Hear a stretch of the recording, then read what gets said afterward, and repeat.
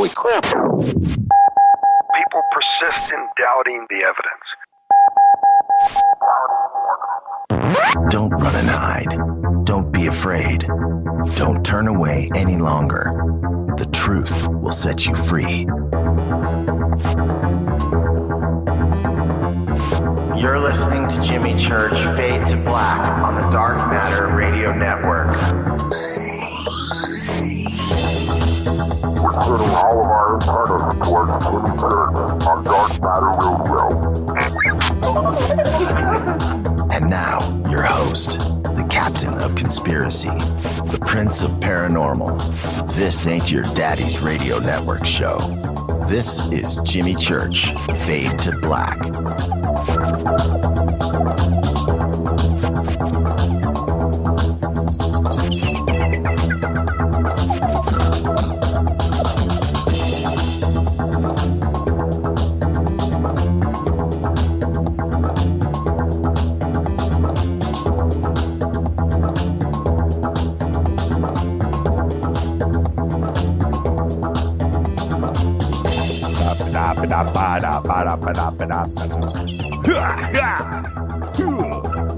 So,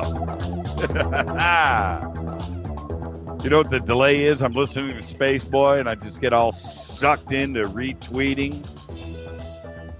See, you get to watch what I'm doing. If you think about it, and you're watching Twitter right now, you know what I'm doing. You can see what I'm doing. You're listening to the music and you're watching Twitter. I'm goofing off. All right, let's get settled in here. How's everybody doing? I said, how's everybody doing? This is Fade to Black, bespoke radio for the masses. Today's Tuesday, October 21st. We are 291 days into the new year. As always, we are live from the JP Motorsports Studios right here in downtown Burbank, California. For KJCR and the Dark Matter Radio Network, I am your oh-so-humble host, Jimmy Church. How is everybody doing? I'm looking over. Everybody is here. We're missing a few names. They'll scroll in, if you will. Got a pretty cool show tonight, last night. Wow. Anybody listen to Richard Dolan on Rome? Man, that was a good show. Had to call in. Couldn't help myself. The phone was like a magnet. Big chunk of crack. I couldn't resist. Couldn't. Had to call in. And it was just so funny that Richard was talking about CNN. And Turner pulled CNN today from our satellite systems. I don't know if it's just locally here in LA, if it's all across the country. I have no idea. I don't know how many channels were involved. I kind of scrolled down and went, you've got to be kidding me. I turned it on and it was like MSNBC on 200. I'm like, what is this? MSNBC? I don't want to watch Al Sharpton interview Obama. And I panicked and said, hit info. I hit the info button. Turner has pulled this channel from the network. Oh, really? You know what? I'll deal with it. I'm not going to call. I'm not going to write. I don't care. I'll live without it. And that's it. That's it. Done. Here in the studio from here on out, Sci-Fi Channel. Like it should be. Big salute to the proud men and women in uniform all around the world fighting the good fight for us. Without them, we would have no Constitution. We'd be speaking another language right now, and it would be very unpleasant here. But instead, I've got you, you've got me, and we're just one happy family. That's right. Think about that for a second. It is just great. Betty Oliver in the house. Spiritual Warrior, Michael Anderson, David Paul Hurd, JD, Liam's here, Allison, of course. JT T. Robrit. That's a new guy? I haven't seen that name before. G in the house. And Twitter's just blowing up. Wow. Pretty cool. Podcast updated. Yay. Yay. Go subscribe to the podcast. Help support the show. Do what you got to do. Go over to jimmychurchradio.com. It's right there. Go to faders.org. It's just cranking up to be a pretty influential site. Go read Allison Bell's stuff. I'm serious. You can do it. You can go to jimmychurchradio.com. I think we have Allison Bell posted right there. Allison, that's how you do it. You change the world one blog at a time, girl. You're doing a fine job of it, too. Let me tell you what. Allison Bell, all of you Fader Knots, everything over at faders.org brings a tear to my eye. I can't believe it. Every single day. And I have, and I talk to people during the day on the phone that, whatever. I'm like, hey, man, check out this website, faders.org. Go check this out. I get the same response out of everybody. Holy crap. Are you for real? This is great. Just go. Go and read, comment, like. Go. Faders.org. All right. Let's see. Crazy show today. It's going to be pretty cool. At the bottom of the hour, Mark Weinstein, CEO Mark Weinstein, will be with us with a special announcement. And I kind of got a whiff of it, but I just want to I just want to enjoy the moment with all of you. So we'll hear what Mark has to announce to the world at the bottom of the hour. And you know what? I'm thirsty. Hold on. My Lynn Lewis Elvis mug was staring at me. I had to obey. Today, Princess Leia, that's right, Carrie Fisher, is 58 years young. Who would have thunk that? 58 years. Oh, man. I say it all the time, don't I? They seem younger. They seem older. But 58? Only 58, Carrie? I mean, Star Wars came out when? In 77? So that made you 2? Man, she's only 58. Guitarist Steve Cropper is 73 years old. You may have remembered last month when we talked about Otis Redding and Dock of the Bay and how that record was made. And Steve Cropper was a young guitar player / producer for Stax Records, Stax Vault in Memphis. And said bye to Otis. That's the last time he saw him. He was mixing the song Dock of the Bay. Otis goes out, has the plane crash, dies. And that was Steve Cropper. Today is Steve Cropper's birthday. Happy birthday, Steve. 73 years old.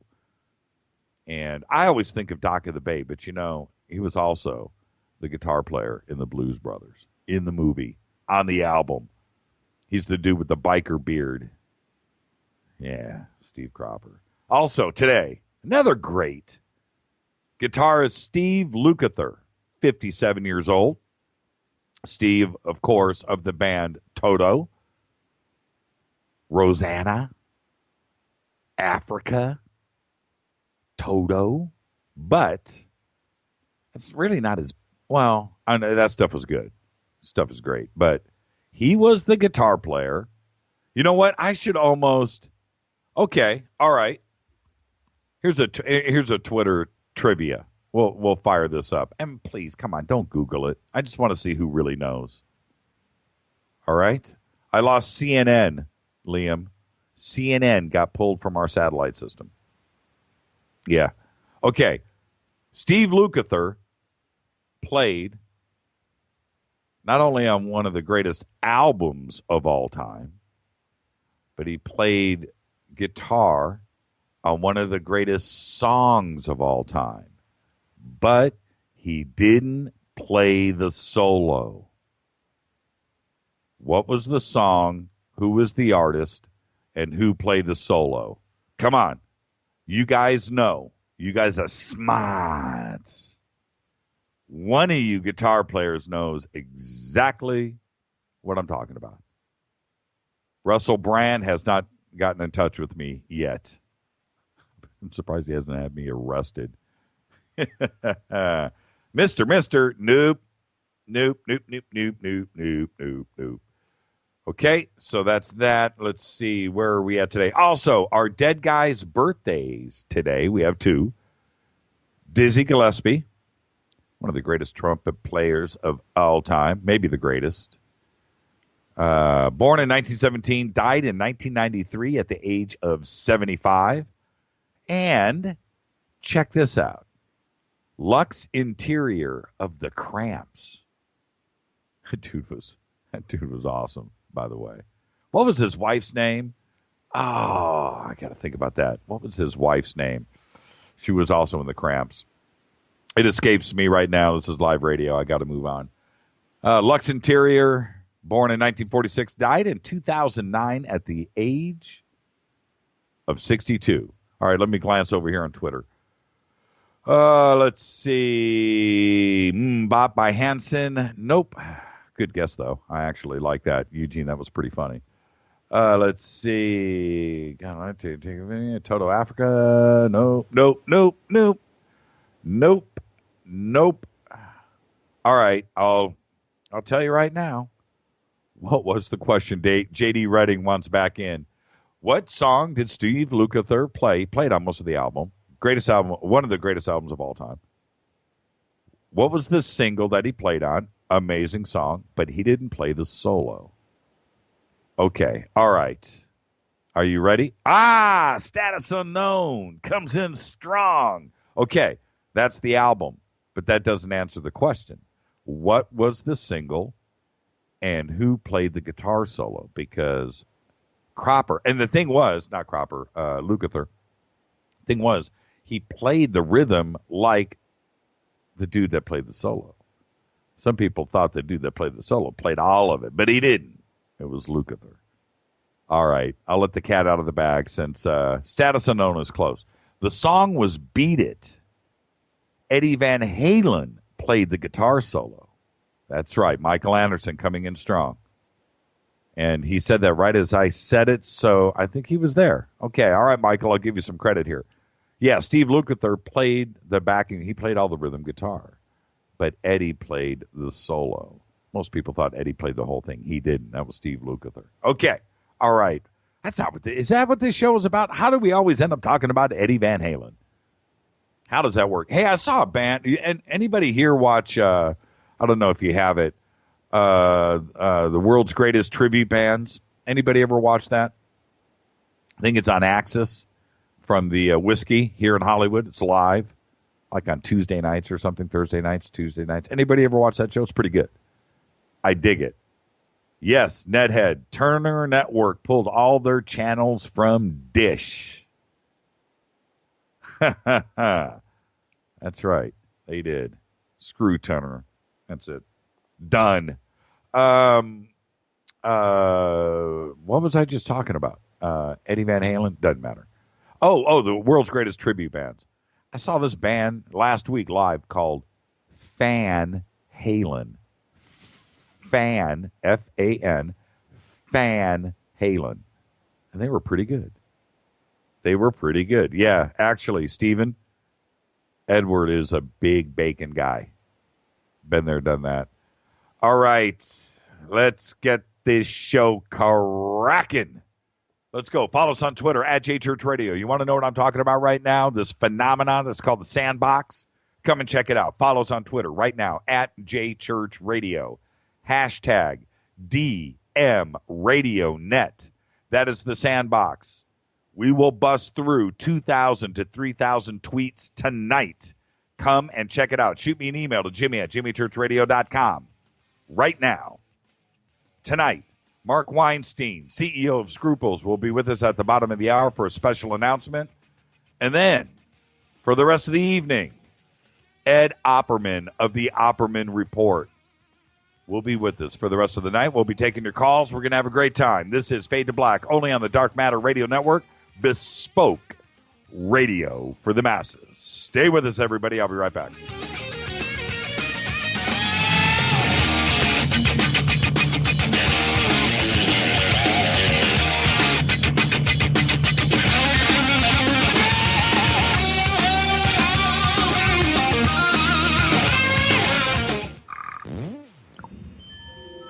You're listening to Jimmy Church Fade to Black on the Dark Matter Radio Network.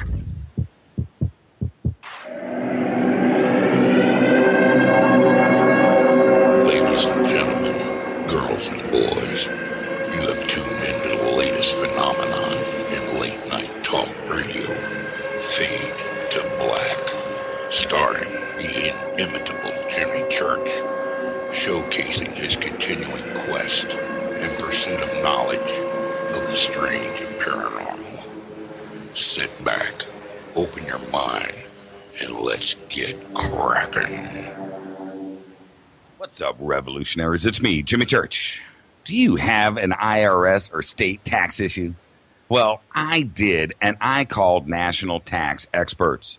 My problems were fixed, done, fini, and man, I got to tell you, it was a relief. National tax experts are a recognized tax office that services clients in all 50 states. Doesn't matter where you live. Give them a call. I'm telling you, they take the time to understand each and every client's individual financial status as well as their financial goals. And that's exactly what you need, my brother, when you're taking on the evil three-letter. So, seriously, give them a call today at 1-877-909-5444. Again, 1-877-909-5444. Or go check out their website, www.nattaxexperts.com. That's NATTAXEXPERTS.com. Tell them Jimmy sent you. This is KJCR at JimmyChurchRadio.com. On the Dark Matter Radio Network.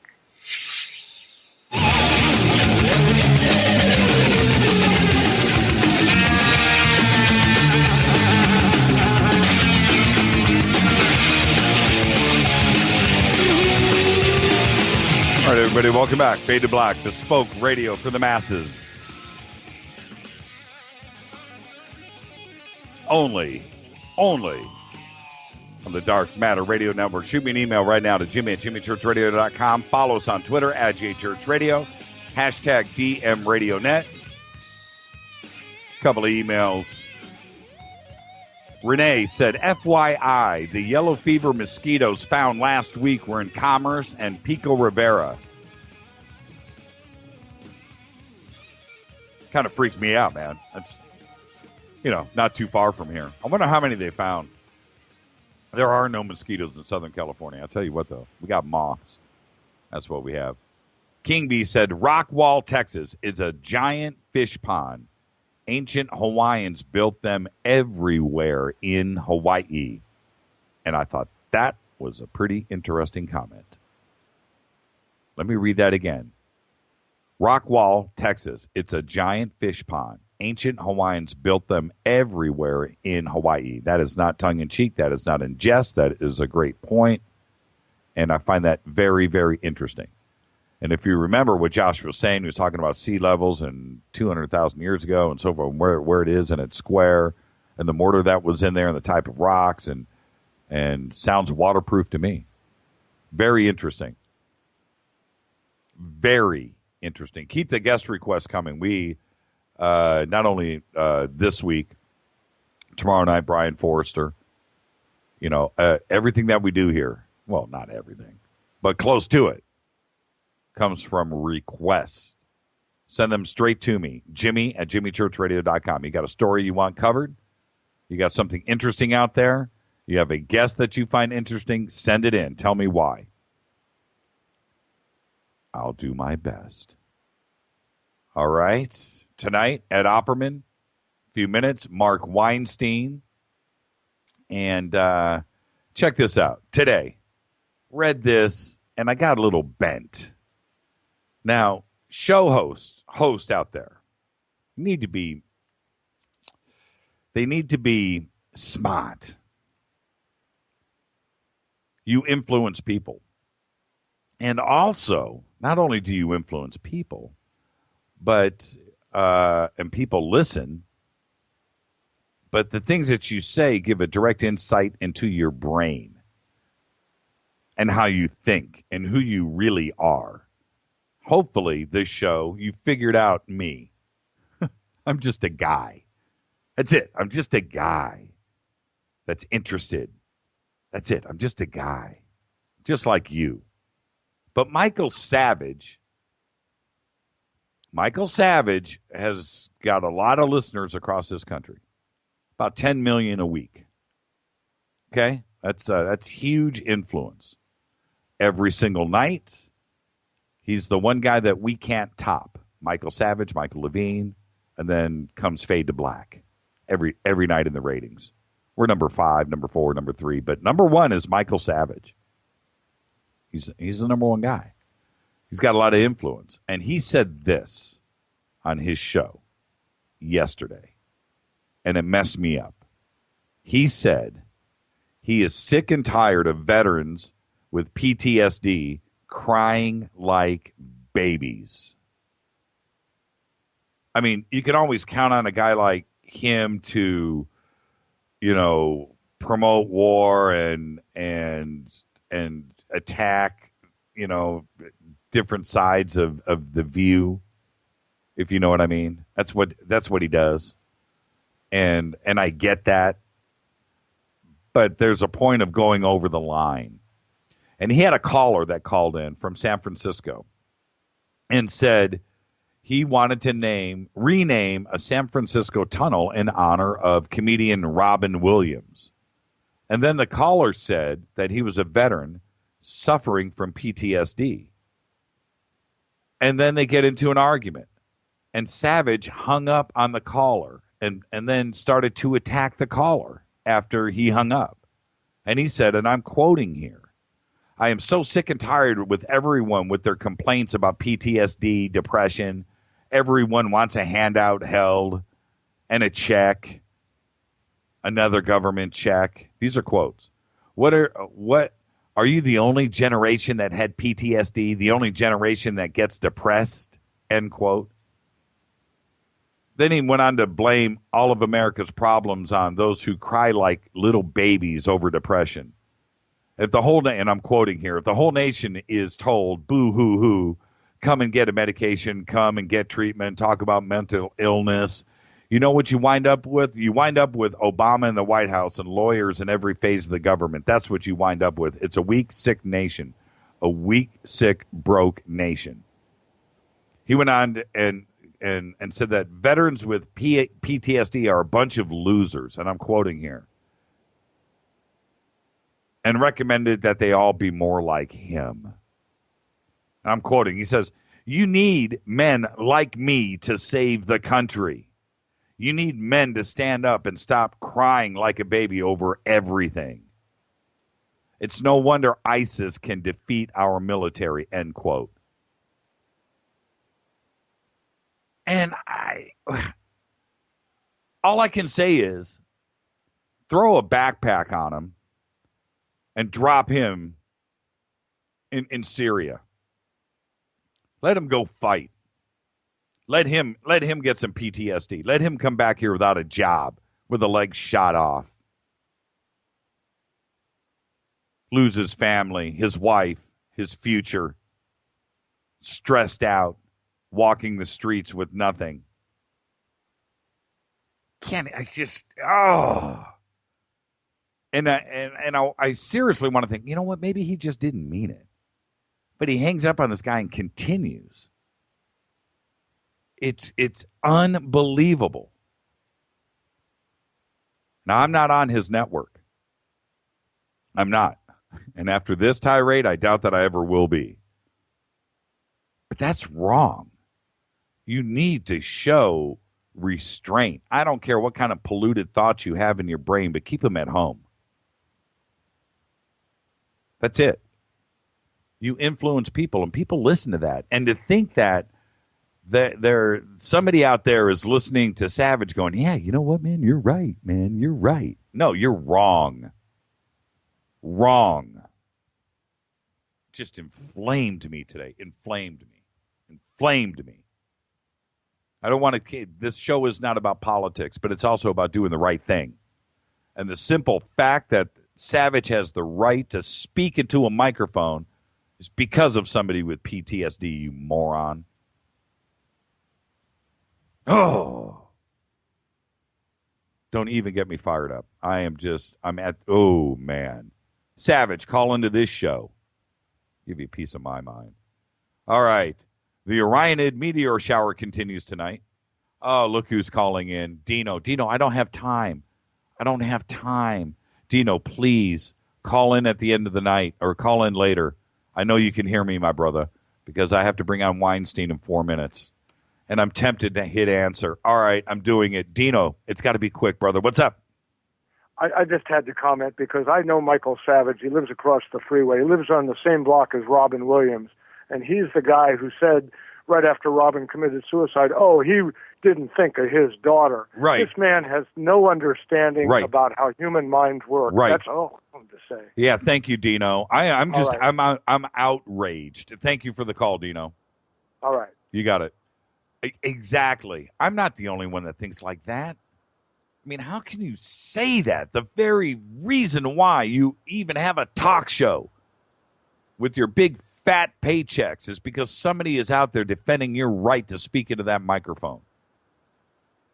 Just totally offended. All right, Orionid tonight. Check it out. Really quick, ISIS. This is really crazy. I'm trying to get to a couple of other things. And I'll just make this really quick. ISIS dropped off 70 bodies at a local hospital. You know, you hear all of these reports, and then ISIS turned around and did 15 simultaneous attacks on Kurdish forces all around. ISIS, I'm not laughing. I'm just like, you get both sides of this from the news. Either one, they're going in one direction or they're coming at another. I don't know what to believe anymore. I just don't understand how 10,000 fighters can control 20,000 fighters, can control 30,000, can control, half of 2 countries. It doesn't make any sense to me at all. Bill Gates, that's right, he's the richest American again.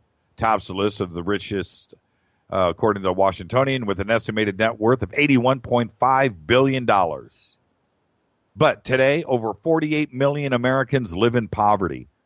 The official poverty line, $23,283 a year for a family of 4.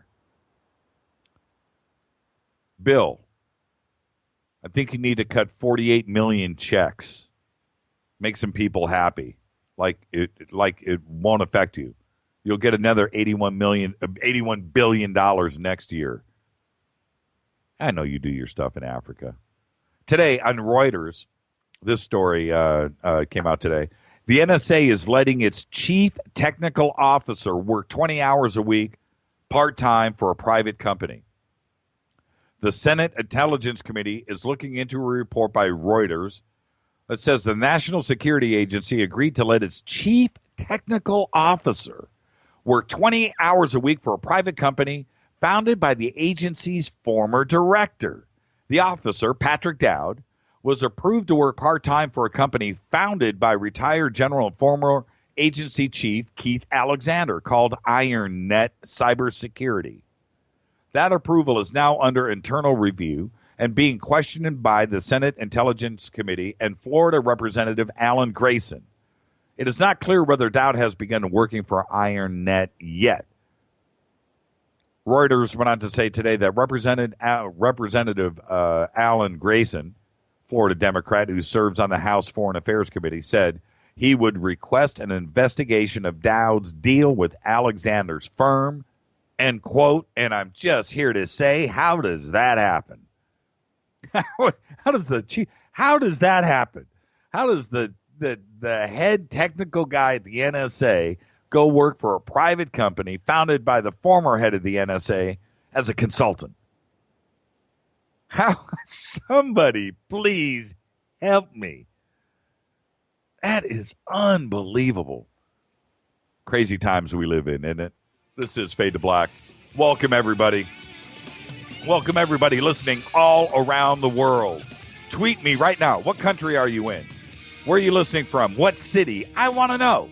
This is Fade to Black, bespoke radio for the masses. I'll be back right after this with Mark Weinstein.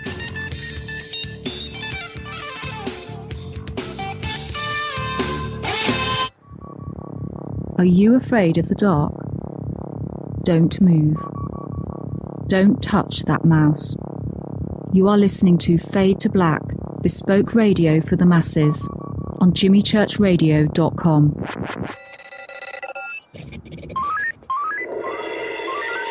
Way out here, we listen to Jimmy Church on the Dark Matter Radio Network.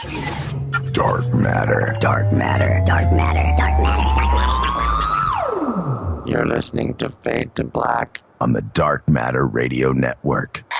¿Qué tal, mis amigos? Yo soy Mario Carzan, el tiburón, y los invito para que escuchen a mi buen amigo Jimmy Church Radio. ¡Claro que sí! Oi, oi, I'm Reese Evans. You're listening to Jimmy Church. This is Revolution. The revolution will not be televised. The revolution is on radio. Ciao.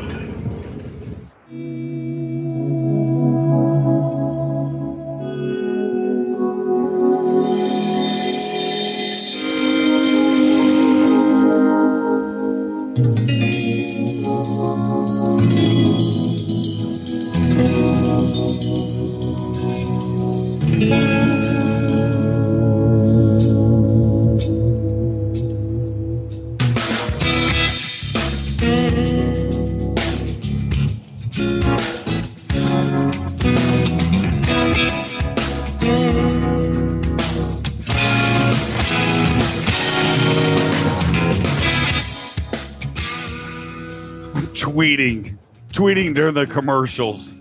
The ghost of ULP just got a tweet. I'm panicking. Can I get this done? Jay Trowbrid? He got a tweet. Oh, man, I got to quit that. I am really going to get caught with my pants down and really mess things up. I'm ready. Let's get this cracking. Mark Weinstein is a leading privacy advocate and the creator-founder of Scruples.com, the world's private social network. Scruples is unique in that its users are protected by its revolutionary privacy Bill of Rights with no tracking or cookies, monitoring user activity or data. The company motto is practice safe sharing. I think my dad told me that once when I was a kid. Scruples combines powerful features like private groups, photo, video, document sharing, personal cloud storage, and direct one-to-one messaging into an ultimate social experience while giving its users unprecedented privacy. Mark is an advisory board member of the Future of Privacy Forum, as well as the steering committee member of National Strategy for the Trusted Identities in Cyberspace, which is known as NSTIC, a White House initiative. I would like to welcome back to the program our friend, CEO of something, Mark Weinstein. Mark, are you with us tonight, sir? How are you? Hey, Jimmy. It's great to be here, man. And for everybody who's with us, what a great night. And listen, there's some big changes. Tell me, do you want to talk about them? I've got something to tell everybody. Let's go. I've been excited. I've been fired up, and I have done my best to resist the temptation of finding out what you were going to say before. So I am going to enjoy it with everybody else for the first time. So go ahead. That's great. That's great. Well, I hope everybody listened as Jimmy attempted to say the name Scruples, Sgroupples. Don't worry about learning how to spell that. It was a play on the word. It's the name of our corporation, Jimmy, and it is the name that we used while we developed the great next generation private communication network, the next generation social network called MeWe.com, MEWE. And we have just announced MeWe, Jimmy. We're announcing it right here on the show. MeWe.com is here for a fresh start for everybody who wants to share their lives with people that they know and wants privacy that they trust while they're doing it. No tracking, no creepy stuff, no strangers see your stuff. We're not spying on you. Use, and share, enjoy your life the way it's meant to be with a great communication platform. MeWe. How do I go and register? Is it simple? It's really simple, and MeWe is live. As of right now, MeWe is live. It's also live on your Android and iPhones. It's live on desktop. It's so you can use MeWe wherever you are, and you just go to MeWe.com or go to the App Store and download the app and register. It's very simple, and we're not tracking anything that you do. Jimmy, one of the coolest things on our homepage on our desktop is what we call the MeWe Challenge. So everybody go there, take the MeWe Challenge, and learn how many tracking cookies there are on you at Facebook, at LinkedIn, at Twitter, at Instagram. Your jaws are going to drop. I just tweeted out to the world, MeWe.com, and I'll do it again. Now, also, you are at Mark Weinstein. That's you. There's no other at Mark Weinstein, right? Okay. So everybody just go and let at Mark Weinstein and go tweet, say hello to Mark, and let him know the Fade or Not family, how many are out there. Let's blast him with a couple of thousand tweets really quick and clog up his system so he has to go and read everything tomorrow. And everybody go check out MeWe. I think it's important. And now more than ever, internet privacy, when you hear about things every single day, not only about somebody's pictures being used or something getting out, somebody's borrowed, somebody's email is getting flooded with spam that they don't want because of different networks out there that I use, that we're forced into using actually, and MeWe is the alternative for all of us. That's exactly right. And by the way, for all of you who are tweeting right now, you can also tweet at us at MeWe, MEWE. It's that simple. So I'm going to do this in real time. At MeWe, there we go. I got that. At Mark Weinstein, I got that. I love live radio, and I love doing this kind of stuff live on the radio. It's absolutely hilarious because the audience gets to see that this is real. It's not, it's live radio. This is interaction. They're talking to you.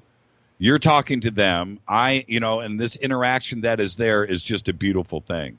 And if there's anything that we can do to help support MeWe, I've always got your back.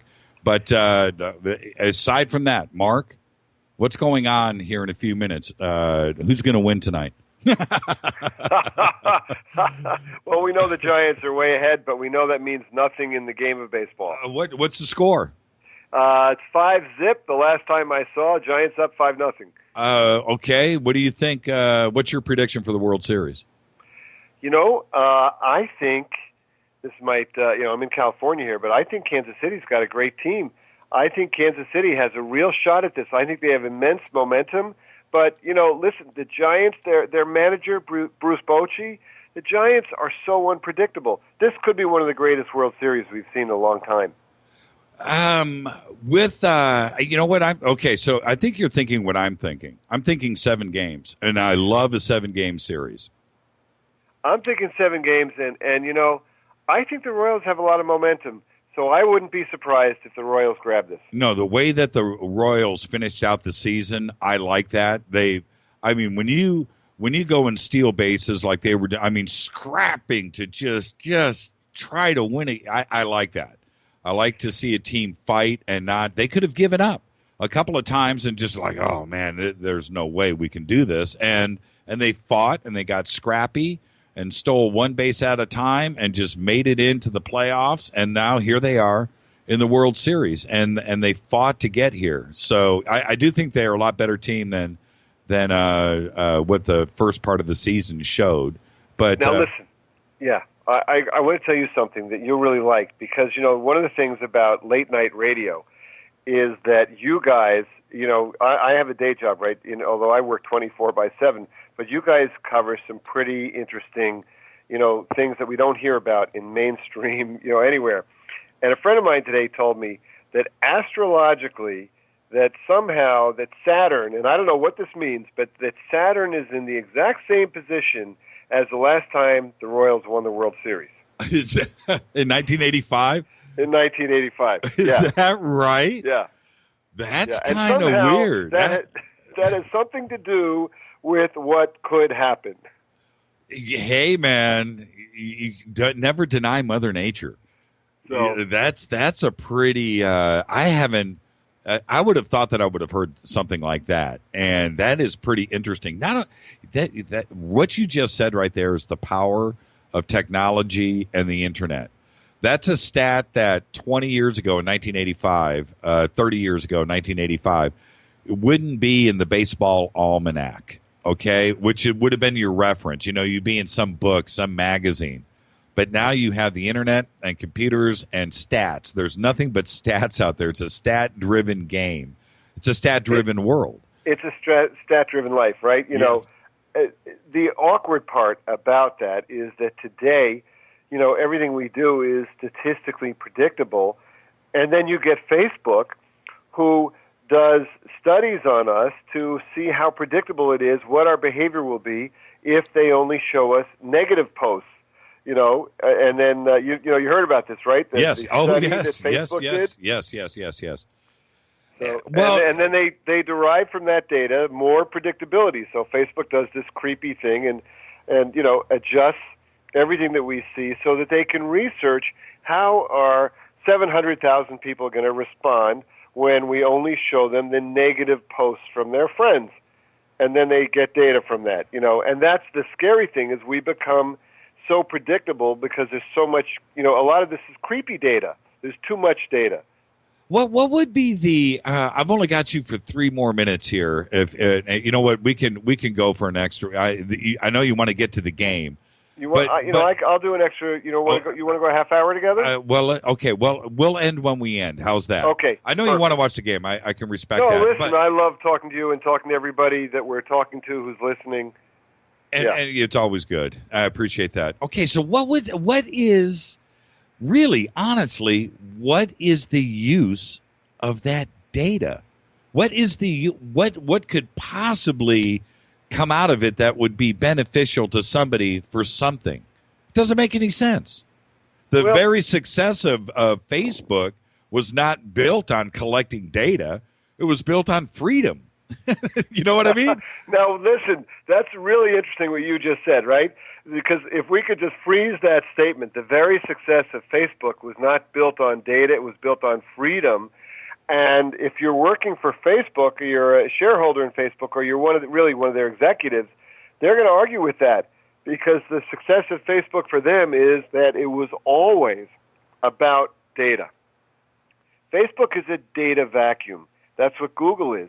And remember, and I know you've heard me say this, we're not the customer at Facebook and Google and now at Yahoo and some other places that we all love to go, Instagram. We're actually the product. The more data that they have about us, the more they can market to us. So even a really ridiculous study like that study just gave Facebook more data on, you know, human beings. Also, they have data they can sell.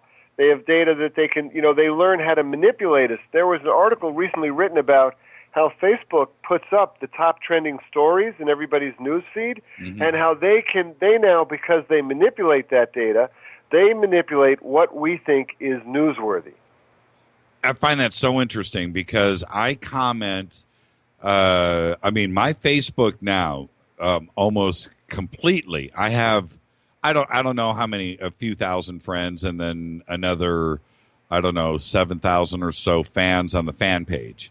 And the comments and what we talk about are UFOs, but on paranormal, I should say.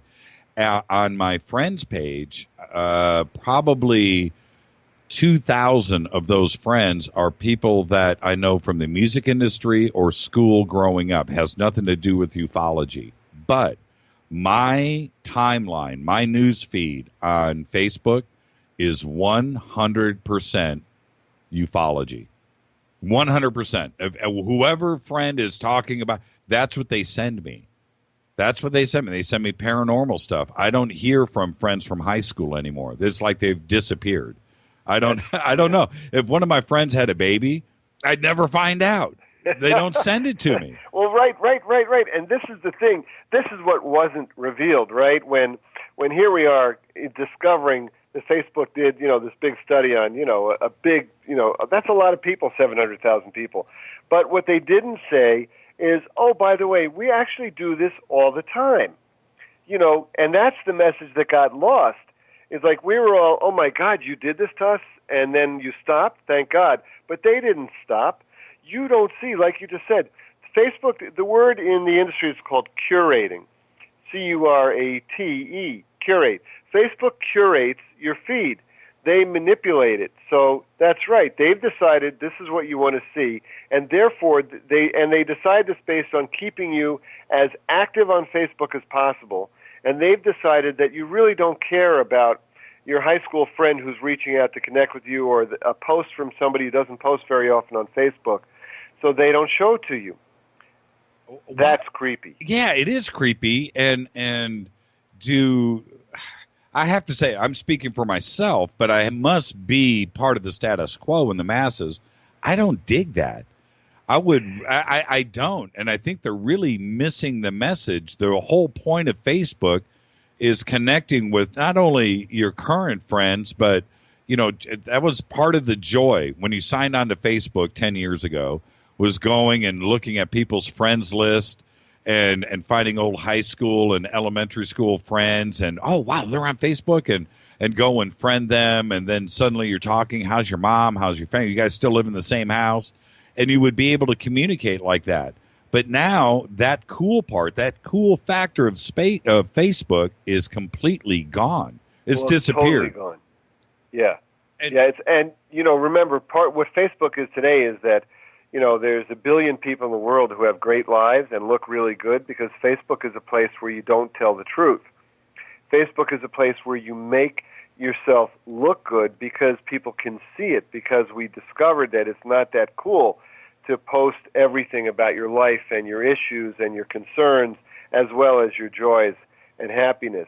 So Facebook is a facade. Facebook is where we are facades, and we want to really make sure that we detach ourselves from the facade of Facebook and our real life. And this is also what MeWe is for. MeWe is where you share your real life. But it's really awkward that Facebook has shifted. But there's something here, Jimmy, that's interesting. Facebook doesn't get the message, because why should they when they have 1 billion members? Right. They would look at us like, guys, I'm Facebook, I have 1 billion members. What do I care? So what we have to do is cause an online revolution. We have to give, and we're really not giving Facebook the message. I call it the Facebook era.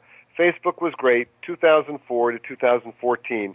Now we're going to move into 2015, and it's time for what's next. It's time to take our privacy back, to enjoy being social, but to do it in a way that our employers don't see it, that our relationships don't screwed up because we posted something that, either our girlfriend or our mother or our grandmother shouldn't have seen.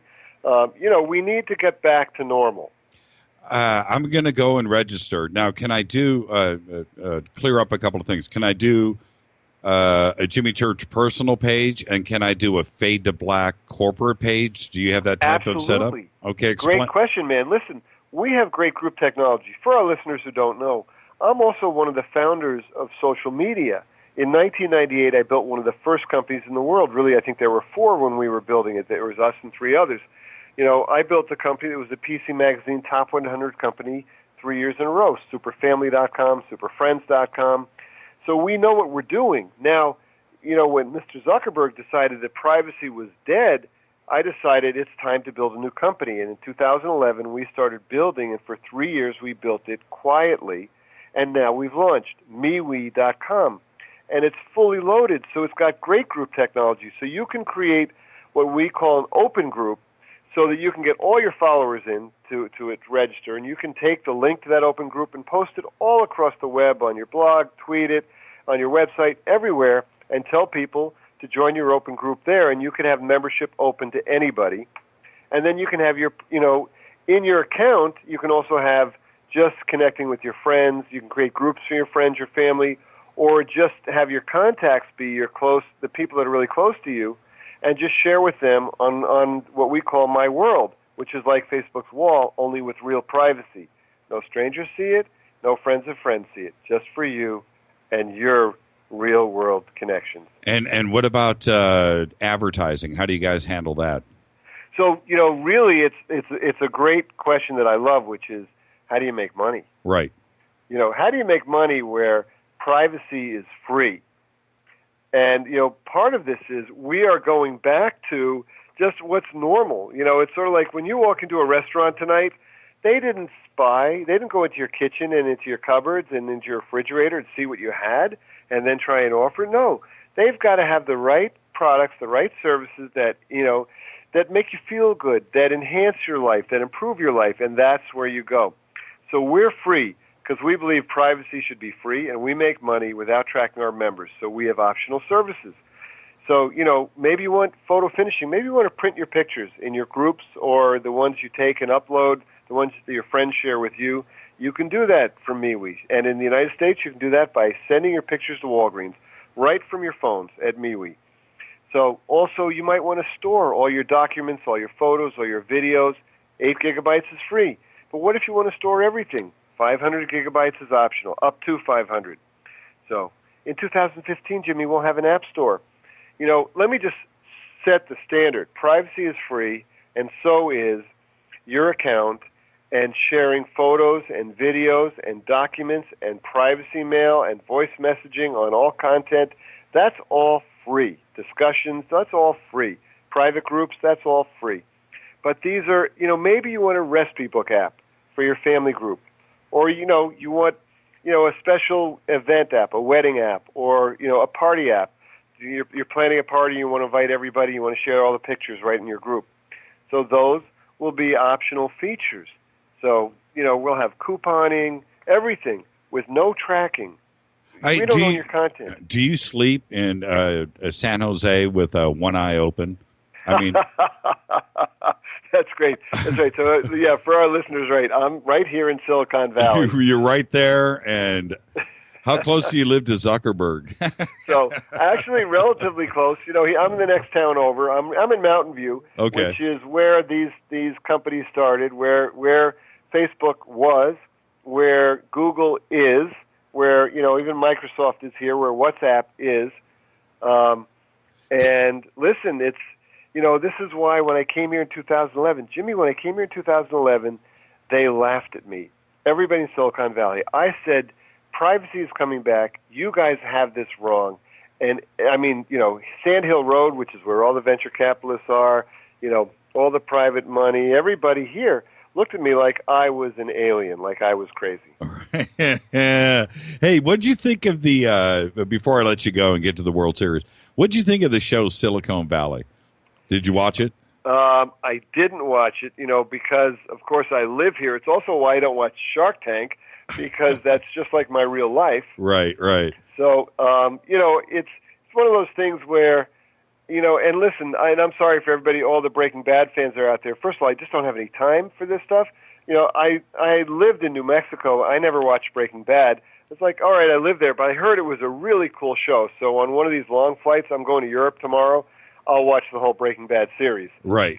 Well, the beginning of Silicon Valley, which hilarious show, and I'm sure if you watched it, as funny as it was or is, for you, it'd be too close to the mark. It'd be more like drama for you. But yeah, it'd be like, oh yeah, I know that experience. Right, exactly. But at the beginning of the show, they show this map of Silicon Valley with all the names of the different startups. Or, Google's there and everybody else. But they have all those wacky names.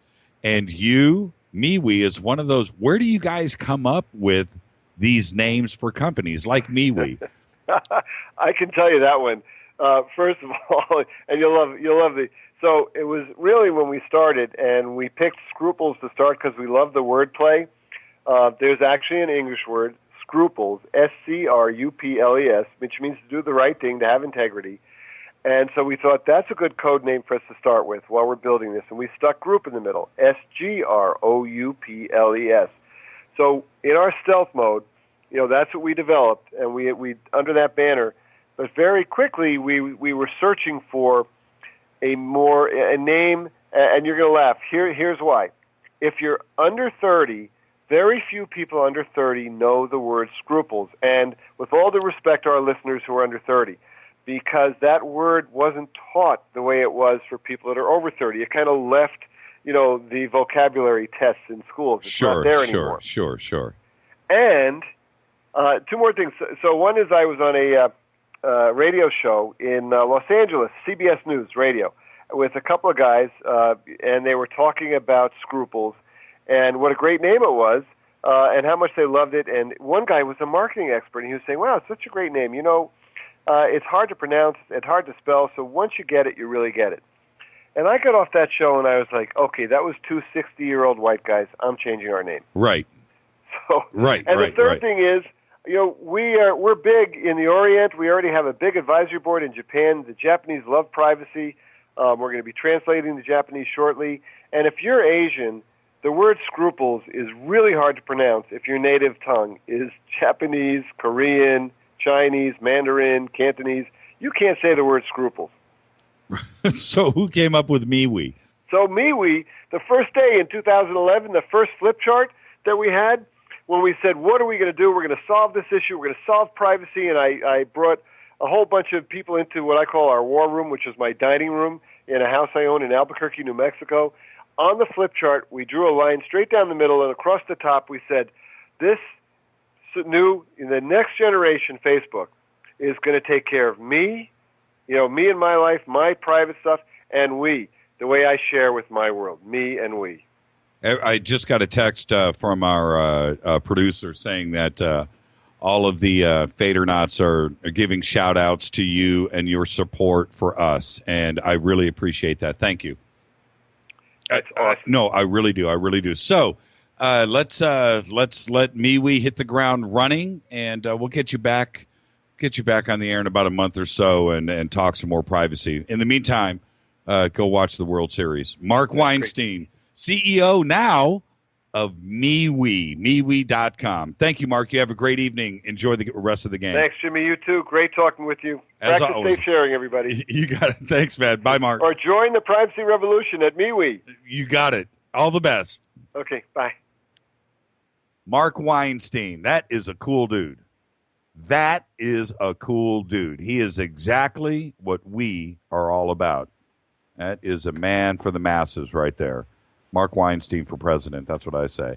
All right, let's do it. Let's get out of here. Let's take a break. I'm ready. When I come back, Ed Opperman's going to join us right here on Fade to Black, bespoke radio for the masses. Follow us on Twitter at JChurchRadio. Hashtag DMRadioNet. Donna Colvin just signed up for MeWe. That's what I'm talking about. I'll be right back after this. Stay with us, everybody.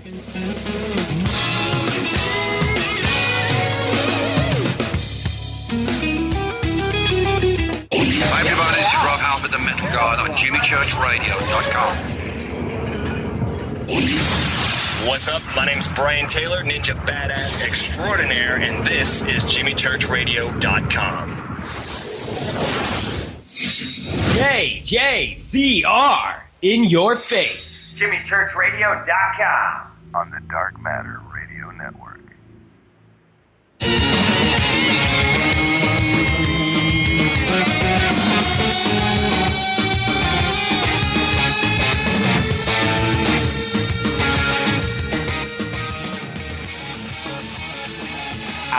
Yeah. How you doing? Fade to Black, only on the Dark Matter Radio Network.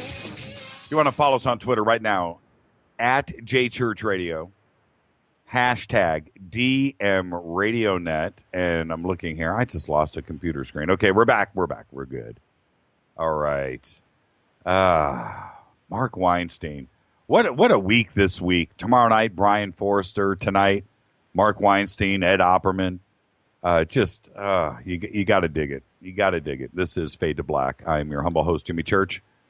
Ed Opperman is president of Opperman Investigations, Inc., a private detective agency based in Colorado. He is also president of the Accurate Information Recovery, a computer and cell phone Forcinex company based in Nevada. Having grown up on the tough streets of the South Bronx, Ed learned at an early age how to navigate between both sides of the law. He negotiated his way from street gangs to the college campus, earning his degree and certification in paralegal studies on the CSI campus in Staten Island, New York.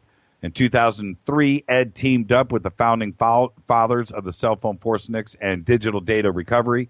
These men were fresh from the fields of Afghanistan, hot on the heels of international terrorists. At the time, this was a technology that was extremely cutting edge. Ed soon made a name for himself in this area and has become the leading provider of this type of digital forensic investigation. He has chosen to examine the cell phones in the Tiger Woods infidelity scandal, which I talked about for about 6 months on The Revolution. And his services have been used to investigate allegations of infidelity launched against high-profile celebrity clients. In 2012, he was part of the congressional investigation and hearing into the Secret Service agents' misconduct in Colombia. Opperman Investigation, Inc. owns and operates a website called emailrevealer.com, an online investigation service that locates and identifies cyber stalkers and traces emails.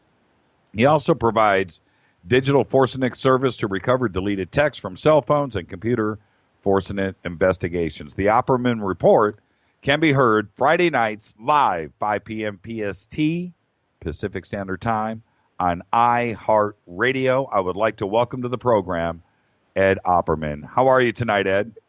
I don't know. I think I might be a rabbi. Yeah. Jimmy, that's digital forensics, not foreskins. What did I say? What did I say? Did I say foreskins? No, I didn't. Very close to it. I don't know. It's forensics. What did I say? As you know what they say, Ed.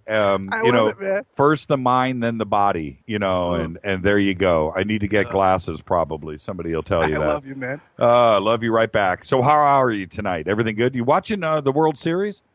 No, I don't. I gave up sports. I think I've given up all interest in just about every sport. I was a big boxing fan back in the 80s, and even I can't even watch that. I have no interest. People bring that up all the time to me, that you don't really have to be a sports fan to be a boxing fan of the 80s. That was a good time for boxing and for entertainment, and it's an era that is forever gone and will never. It's kind of like the Sunset Strip in 1984. It's gone. It won't come back. And it's a little heartbreaking too. Yeah, it's really true. It's really true. Okay, where do we start, Ed? Okay, now I just read your intro, but that doesn't really say it all either. So let's go back to the early 80s when you first started getting into this. What was your calling, and why did you decide to get into private investigations? Well, what happened was I grew up in Lower East Side politics. I was a street activist. And so I was used to, I was with the Yippies in New York City on Lower East Side Bleecker Street. So I was used to looking over my shoulder. We were there was all kind of COINTELPRO stuff going on. It was all kind of infiltration, undercover cops, all kinds of stuff. It was, looking back, I can't even imagine. It's 100 times worse than I probably thought at the time. But I was used to looking on my shoulder, and watching out for being followed and stuff like that, and being infiltrated, our little organization there. And what happened is I came across a source in the phone company. A friend of mine worked at a phone company, and I could give him an unlisted phone number, and he could come back within a couple hours, okay, with a printout of every long distance call made from that phone number, of every local call made from that phone number, of the person's name, their address, their social security number, their bank account number, and their work phone number. Okay, that's creepy. Well, man, this is way before identity theft. Yeah, that's what I'm saying. That's what I'm saying. Yeah, absolutely. That's well, I don't want to get away from what you're talking about, but in Indiana, trip on this. In Indiana, up until not too long ago, your driver's license number was your social security number. And I remember when I got my license, and I showed it to my mom. I said, "Why is my driver's license number?" She goes, "No, that's your." So they just put an S on the front.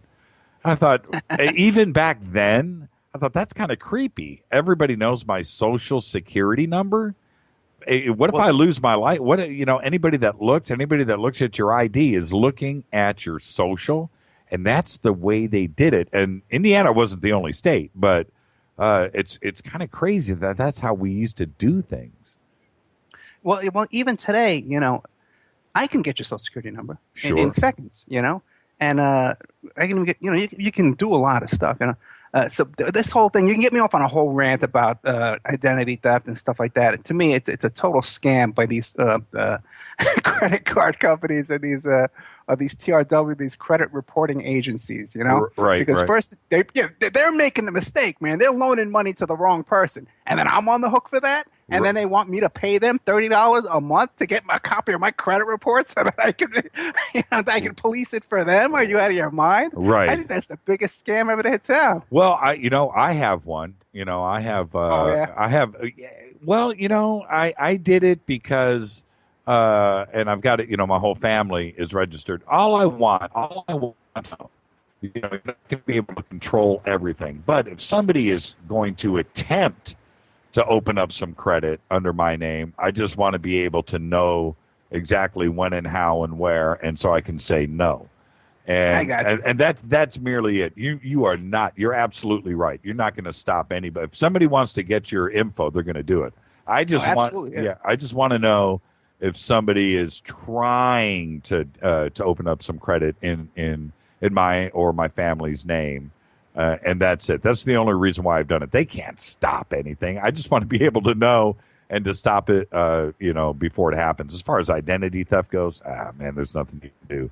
And not with the internet out there. And the burden shouldn't be on you. The burden shouldn't be on you to protect your credit. If someone else is loaning money to the wrong person, let them go collect it and fix all this problem. It's not my problem. Well, what can somebody do to protect themselves when it comes to that? Is there anything that can be done? Well, not really. To tell you the truth, no. Yeah. Because you can get the same databases that I have access to. Yeah, you need licenses, you need all kinds of stuff, but you can buy the information secondhand. It goes on all the time. People get tricked and fooled. Even guys I know that have been in the business for years and years, they get hired by a company to do employment screening or tenant screening, and then you find out, a year later, hey, that whole thing was a scam. They were just sending me Social Security numbers and run for them. There's just so many databases out there that are legal. I think the least you have to worry about is someone seeing your Social Security number in your garbage pail or something like that. That's the least of your worries. Right. Well, my credit's so shot anyway. They would steal my credit or get my social and get denied. Well, yeah, I'd be better off if someone else was using my credit. Oh man! But there's not a whole lot you can really do, is there? I mean, if somebody really is energized in that direction and they want your information, they're going to get it. Yeah, with that whole thing, there's really nothing you can do. You can get somebody's credit reports and you can get some Social Security number and fill out applications all over the place. It's really easy. One other thing that I find interesting that you do, when you delete a text in your phone and you purge it, it's not really gone, is it? No. What if we're going to continue this, but let me ask you one other question. Let's say you texted somebody something that you shouldn't have texted. I'm going to kick your ass tonight. You threaten them. Just something stupid. Right. And then you delete it and you're like, man, I shouldn't have done that. Can you get in trouble for that too later? Well, no, it's your phone. You have the right to delete whatever you want on your phone. Now, once you're under, you could say that once you've been put on notice that you're under investigation, you start deleting stuff, you could get in trouble for that, or it makes you look more guilty. Right. But don't forget, when I send you a text threatening you, those texts are on your phone too as well. Right. You follow? Right. Right. Okay, so back to the original question. You delete the text, but it's still there. Where does it reside? Well, what happens? Well, this is an old story. When you delete something off of the internal memory of a phone or of a hard drive, it creates unallocated space. Now, and what that means is, as long as no new information comes in to fill up that space, you can recover what was just deleted from that space. But now the thing is, the phone doesn't know. If I delete a text, right? The phone doesn't say, well, okay, well, here comes another text. Let me go to that spot where the other text was. Okay, it doesn't do that. It's more like if you're downloading apps and you're downloading ringtones and you're taking videos and pictures on your phone, that's what's going to use up all the space on your phone and overwrite that nice little fresh space where that recently deleted text was so that we can't get it back. So sometimes you don't get the text back. But there's other stuff, too, in the phone, too, that will bring up information for you. There's pictures in there. There's the date book. There's caller ID. There's the address book. So there's all kinds of stuff. And I try and mostly focus my cell phone forensics on infidelity cases. And there's a lot of stuff in the phone that even if they delete the text and we can't get all the text back, because a lot of times when you're talking on text, too, you're talking in code.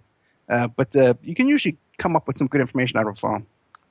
So, yeah, you're referring to, like, in the old days, it was, some black and white movie with Humphrey Bogart. He's a detective, and, Lauren Bacall knocks on the door, and she comes in, and her husband's cheating on her. And boom, he gets hired, and he goes out and does his thing. Today, when you're doing infidelity cases, are you suggesting that one of your best pieces of evidence is to go straight to a cell phone?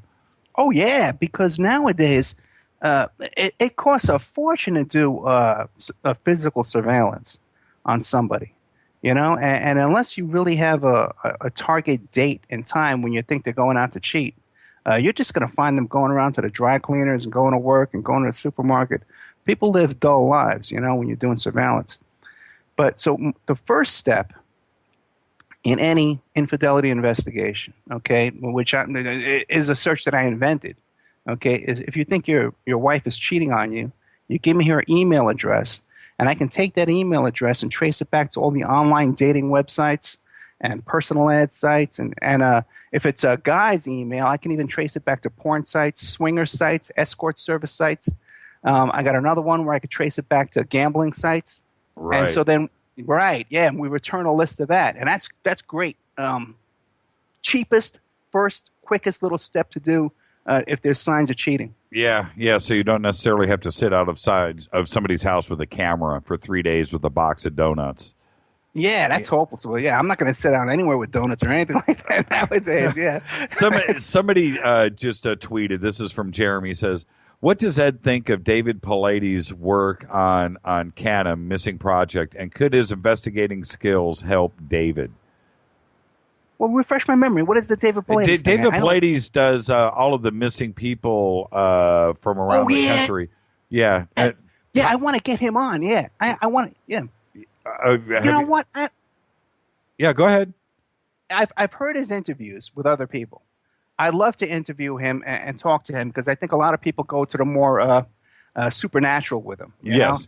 And I don't know. That's a good question. Could I help him finding people out in missing at the national parks? Right. Yeah, if they had cell phones on them and stuff like that, you could ping a cell phone and see where it is and stuff like that. You could do, sure. Wow. I'll put you in touch with him after the show. I'll text you his data. So, yeah, you like that? I'll text you his V file. And even if I delete it, I'll get it back.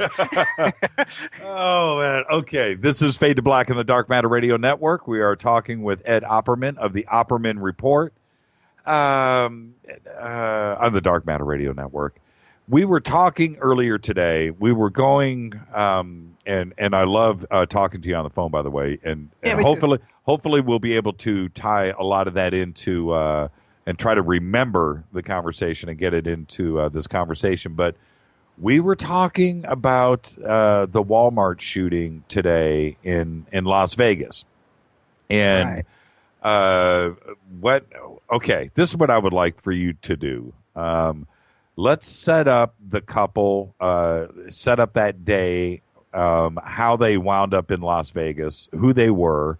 We only know what the media told us, and that story was glossed over and seemed to, for some reason, and I knew that there was something else to it, too. There had to have been. But it seemed to come and go from the media in a couple of days. And was, the media cycle, the news cycle moved on.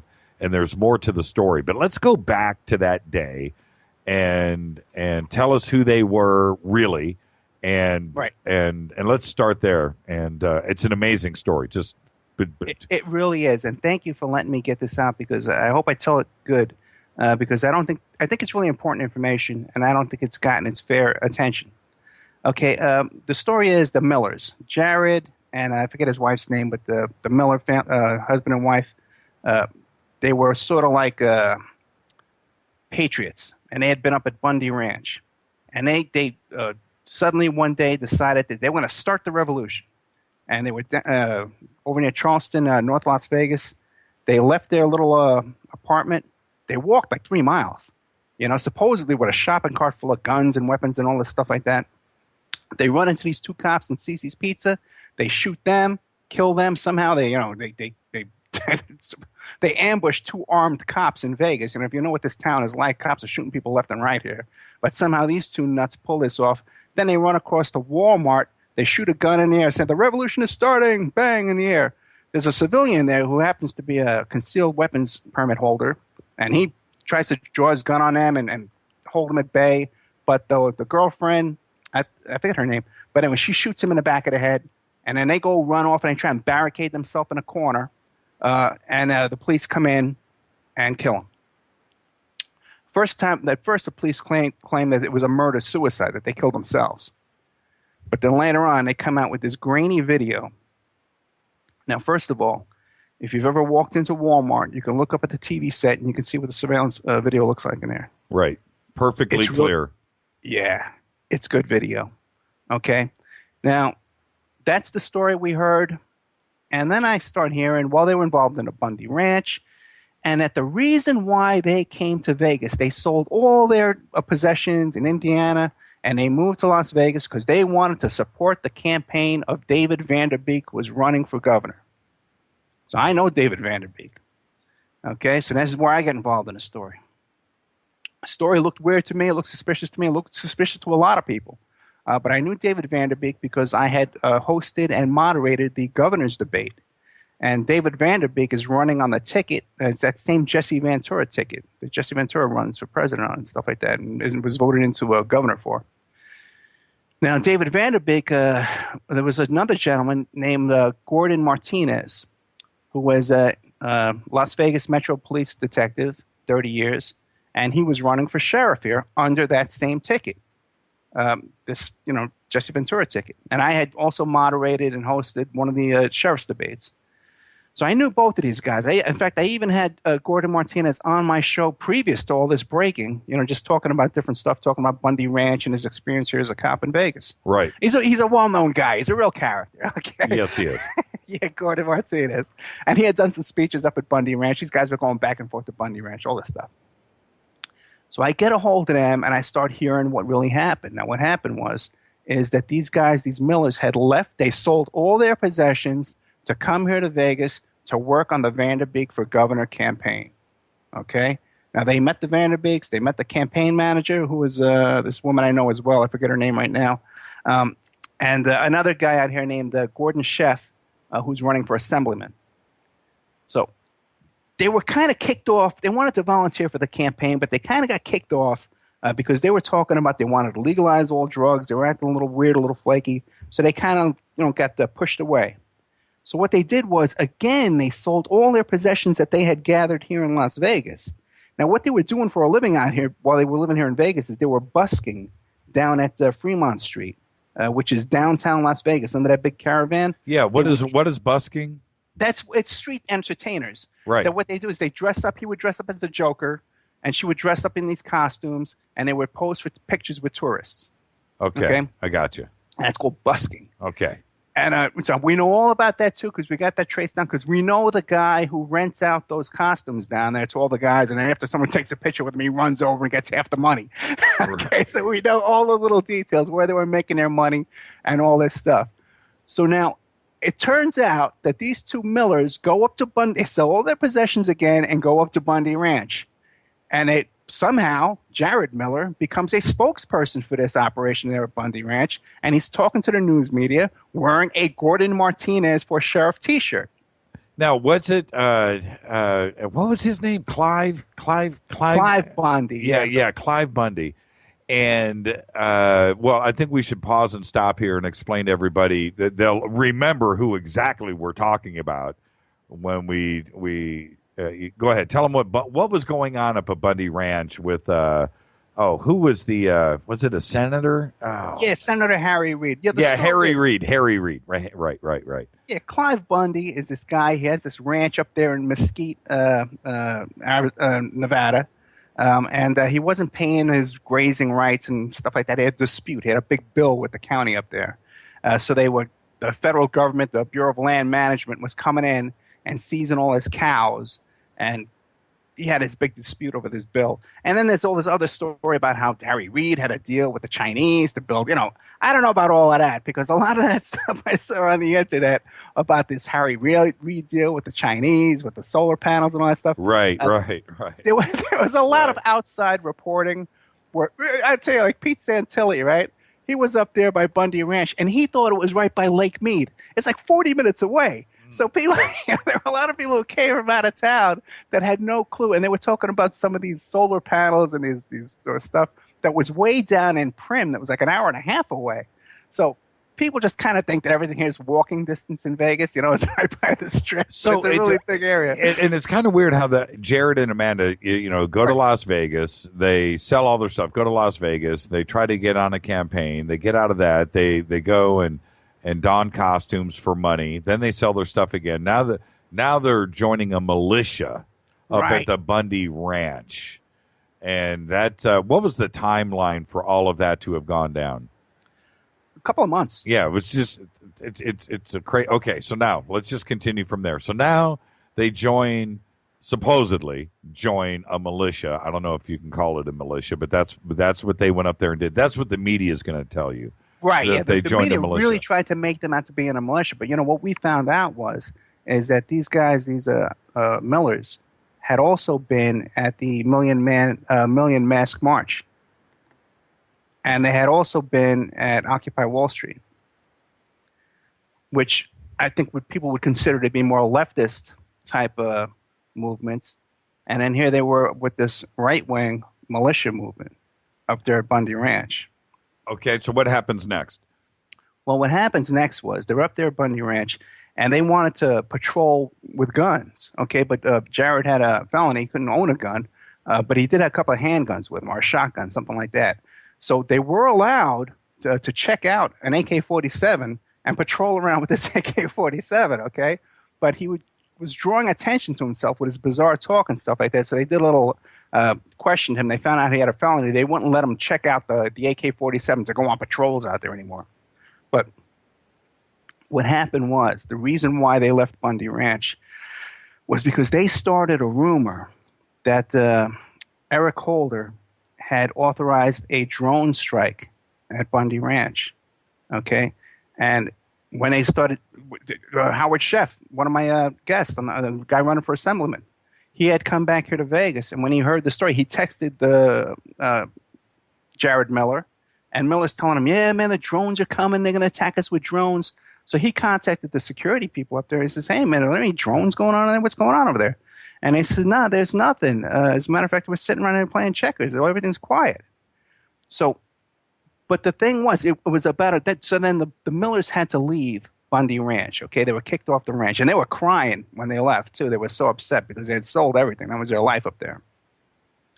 But what happened was, after they left, there was a second rumor that there was going to be a drone strike, and it was authorized by Eric Holder, and that's what caused the big dissension between the Oath Keepers and the militia. There were two groups of militias up there. One is called the Oath Keepers, and one is called the militia. And they were actually pulling guns on each other. There was a standoff. You can look up all the videos on YouTube. There was a big rift based on this myth about a drone strike, and that originated from Jared Miller. Interesting. Yeah. And then you find out that they were also involved in Million Mask March and Occupy Wall Street. Then we find out that they were Las Vegas Metro Police informants. That when they were living in their apartment there, they got involved in some domestic dispute, and they were on record with Las Vegas Metro Police as being police informants. So the costume people on Fremont Street were informants, and that's why they went up to join the militia. And this whole time, they go and join Bundy's militia, supposedly. They were actually police informants. Yes. Okay, let's continue on with the story. We all know how it ends. They end with the police shooting at Walmart. So, okay, so now let's continue. Yeah, it only gets better. This is a crazy story. It really is. It seems like there was a thread of these guys being informants the whole way along, from the Million Mask March to the Occupy Wall Street, to try and insert themselves into the Vanderbeek campaign, and then also insert themselves into Bundy Ranch. Then when they get kicked out of there, they come back and go off on this, supposedly, right? Now, the theory is that they announce to their neighbor that they're going to go start the revolution. And they walk 3 miles over to this Cece's Pizza, which is across the street from Walmart. Just happen to run into these cops, armed to the teeth. Shoot these cops. Now, the video from Cece's Pizza has never been released. So we don't know what went on in there. That has to be crystal clear video as well. Then they run across the street to the Walmart.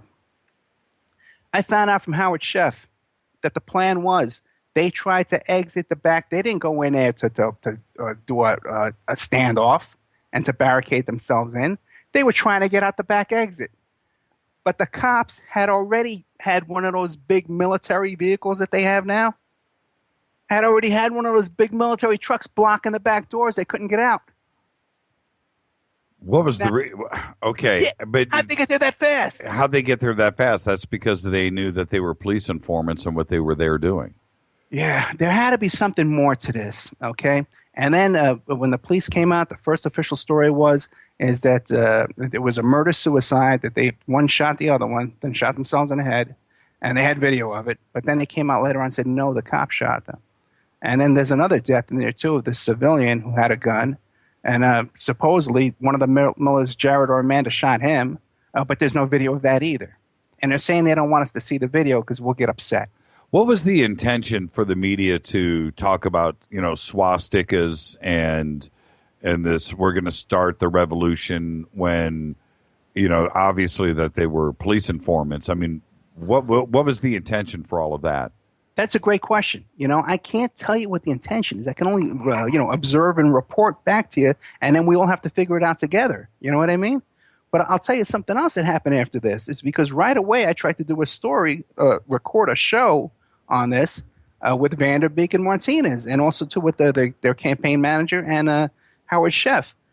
And we threw it together. I have never had a problem recording a show before in my life. And this one, after we did the show, the recording, the file was empty. It was blank. So your computers were hacked. I don't know, man. But there was something more than that too. Because then when we did another show, I brought him to another show. I don't know if you want to mention the name or not, but I brought him to another show. No, you can. John B. Wells. John B. Wells, yeah. I brought them to John B. Wells, and I think, well, they got great big equipment. They got a lot of money over there. Right? Let's, we'll record it right. We'll put it on their show. We worked on it all day long, Monday, okay, trying to get the show together. He had all kinds of audio problems over there as well. And then when I recorded it and I put it in the Google Drive, it disappeared from the Google Drive, okay? And then John B. Wells, too, his recording of the Monday show was destroyed. They couldn't use it. We had to re-record everything on Tuesday. That's creepy. It is. And, well, we haven't been interfered with yet. But why would I'm waiting for it? Why did all of this happen? Why would they delete why not get the story out? I mean, what is to be worried about? Yeah, you're right. I was wondering too, and my thinking was let's get the story out as quickly as possible because it was trying to prevent it from coming out. From my interpretation, and my suspicion is that. Something went on in the shooting in Walmart. I think maybe the cops accidentally shot the civilian in there. And that's why they're covering up so overblown, But it's just a suspicion, just a theory. There could be many things. The whole thing could have been a setup from the start to finish. Who knows? Who knows? Was there some kind of do you think there was some kind of mind control going on with Amanda and Jared? David Vanderbeek happens to be a family therapist. And originally, he has hinted around that he feels that there could be some kind of mind control with Amanda and Jared. But he doesn't want to go out on a limb and say that because he doesn't want to jeopardize his therapist license, it's making drastic claims. Well, it's strange to have a couple just do what they did like that. Again, setting up everything, going to Las Vegas, selling everything, jumping on a campaign trail, and going from that to Bundy Ranch and everything up there and drones, and then coming back to Las Vegas for a shootout at the OK Corral. It doesn't make any sense. A happenstance shootout. Right. How did they know those cops were going to be there? It was a 3-hour walk. Right. Yeah, I don't understand it and what the motivation was. And what concerns me as well, too, is that it's been very difficult for me to get this story out. Now, you welcomed it. You let it go on your air. John B. Wells welcomed the story. He let it go out on his air. But it seems like even a lot of people, even though they know me and they know the truth and they know this is real stuff, just kind of still went off making up stuff about this story and different crazy theories when we had some real good information and people who knew the Millers that were directly involved with them on different levels at different locations. Let's. It's something that needs to be. I don't understand why the media shut it down like they did when there's obviously more to this story, and it seems like a reporter should be on this and making his career and moving forward. Somebody is shutting the story down, and I don't understand why. There's more to it than we know. Even if it was the story that they're trying to tell us, that these two Millers shot and killed two innocent cops in a Cece's Pizza, that's a huge story by itself. Right. And then it was a standoff, and that should be going on for months. How come there weren't these big televised funerals of the cops? Interviews with their friends and their family and their coworkers, and all, like with every other police shooting you have. Kind of reminds me, I hate to say it, kind of reminds me of Sandy Hook in a weird way. Yeah, I know what you mean. Yeah. Everything just getting shut down in silence. I'm still not a big, I'm not on that side of Sandy Hook, but that is what, that's the stories that they've always presented. Why no death photographs? Why no communication? You can't talk to the families. You can't do that. You can't, why is all of that shut down? And in some ways, the same thing happened in Las Vegas with this story. Right, but you want to know what? Like in places like Aurora, Colorado, and Sandy Hook, they don't have a radio host like me who lives right there that knows people firsthand involved in a story. So we're never going to get the truth out of there. Now, at least here we got some facts coming out because I know the people. Right. And it's still silenced. Right. Yeah. And I don't know a whole lot about the whole super soldier MK Ultra. It's something that I've avoided, and then one of the reasons why I have avoided it is I just don't want to know. In a weird way, I just don't want to open that up because it's just a scary. Enough of it, going back to the Manchurian Candidate and that kind of thought process with our government. It's occurring. You know that it's happening. You just don't want it to happen here in the United States. If it's going on overseas and we've got super soldiers doing what they got to do, that's one thing. But to the theory of having that go down inside of the United States for different reasons is something that just scares the crap out of me.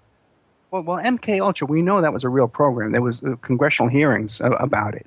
Now, as far as the super soldier thing, like the super soldier thing that's going around in our circles, I actually did a presentation at one of those super soldier summits, and I met a couple of these so-called super soldiers. Okay, and if we have to throw one more S into this, I'm not going to be able to spit it out. Right. And I have no confidence in anything those crackpots are saying. Okay, the super soldiers. Okay, that I met at least. Okay, and I gave them a chance. I tried to listen to their stories, but listen, you and me had a conversation earlier today, right? Hey, I'm Jimmy Church. Hey, I'm Ed Opperman. Hey, you at Sunset Strip. Hey, so-and-so. Hey, yeah. We have a conversation. We feel each other out. If I meet a guy tells me he's a super soldier, and I say, okay, man, what's your name? Well, I use this name on Facebook, but I go by this name. But I'm really a Rothschild. Okay, man. We're up on a bad foot already. Right. Now we ask you, what do you do for a living? Well, I work at McDonald's. Right. But I really do black ops overseas. Right. Where do you live? Well, I'm in between places. Okay. When you go testify in court, it's like, what's your name? What's your occupation? Where do you live? Okay. Right. Those are the first 3 questions they're going to ask you. You got to at least come to the table to me with that before I'm going to give you any kind of time. You know what I mean, Jimmy? Well, it reminds me of what's his name from the Gong Show. Chuck Barris. Yeah, Did Chuck. that turn out to be true or not? Well, see, that's the thing. When you're talking about a super soldier that's working at Pizza Hut, like or McDonald's, that's one thing, and then you hear Chuck Barris tell his story, and we're talking about a national figure. What does he have to gain? Does he really need to sell books at that point of his life to tell this tale, a pretty detailed story? So that's different. He doesn't work at McDonald's. He's a talk show, or he's I was going to say talk producer. show. No, he's a big producer. Yeah, and he was okay in Hollywood. I don't know if he was Johnny Carson rich or anything like that, but he certainly had a decent little career, and he had a show that I watched. I love that show. I love that show. and to think that all of that was going on behind the scenes of the Gong Show is pretty crazy. So, I don't know. Could you work at McDonald's and be a super soldier? Well, look at Chuck Barris. He was at the Gong Show. Does that make Chuck's story more valid than the guy that works at McDonald's claiming that he is a super soldier? I don't know. Yeah, I don't know. Yeah. On the other hand, when you go to PI conventions and stuff like that, you meet a lot of guys. They're ex-CIA, they're ex-FBI, they're ex-Navy SEALs. And my ex-partner, who I started this company with, my best man at my wedding, the best man at his wedding, was NYPD Harbor Aviation. It's a very elite group of NYPD. And his group, they did advanced security for the president. They would go diving around looking for bombs. They rescued people from the first World Trade Center, from the helicopters off the roof of the first World Trade Center bombing back in 92, 93. And contact with elite military and police units. As a matter of fact, him and his buddies, half of these guys were Navy SEALs, ex-Navy SEALs that were on NYPD Harbor Aviation. And they used to recruit for Blackwater. So I'm kind of familiar with that level of military. And even, I got to tell you, man, even with the guys with the cell phone forensics, these guys were working right under the CIA. They were the guys who were the originators of cell phone forensics because they were hunting down bin Laden over there in Afghanistan. Mm-hmm. So I'm kind of familiar with that level of stuff. And I'm telling you, when I went to the Super Soldier Summit, none of that was at that level at all. Okay. Oh, I got you. Was there at the Super Soldier Summit? Was that up in I was in San Francisco. No, there was one here in Nevada, right by my house. That's right. That's where it was. Right. Yeah.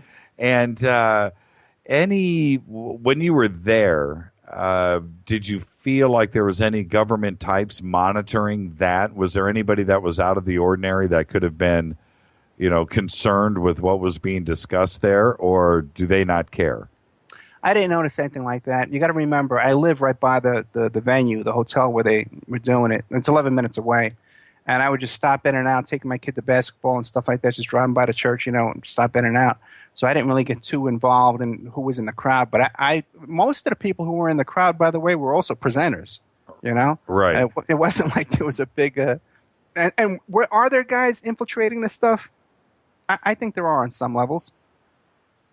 But did I spot anybody there that I could point my finger at and say, hey, I'm pretty sure this guy's COINTELPRO or undercover, something like that? Right. I could not testify to that, no. How many people attended?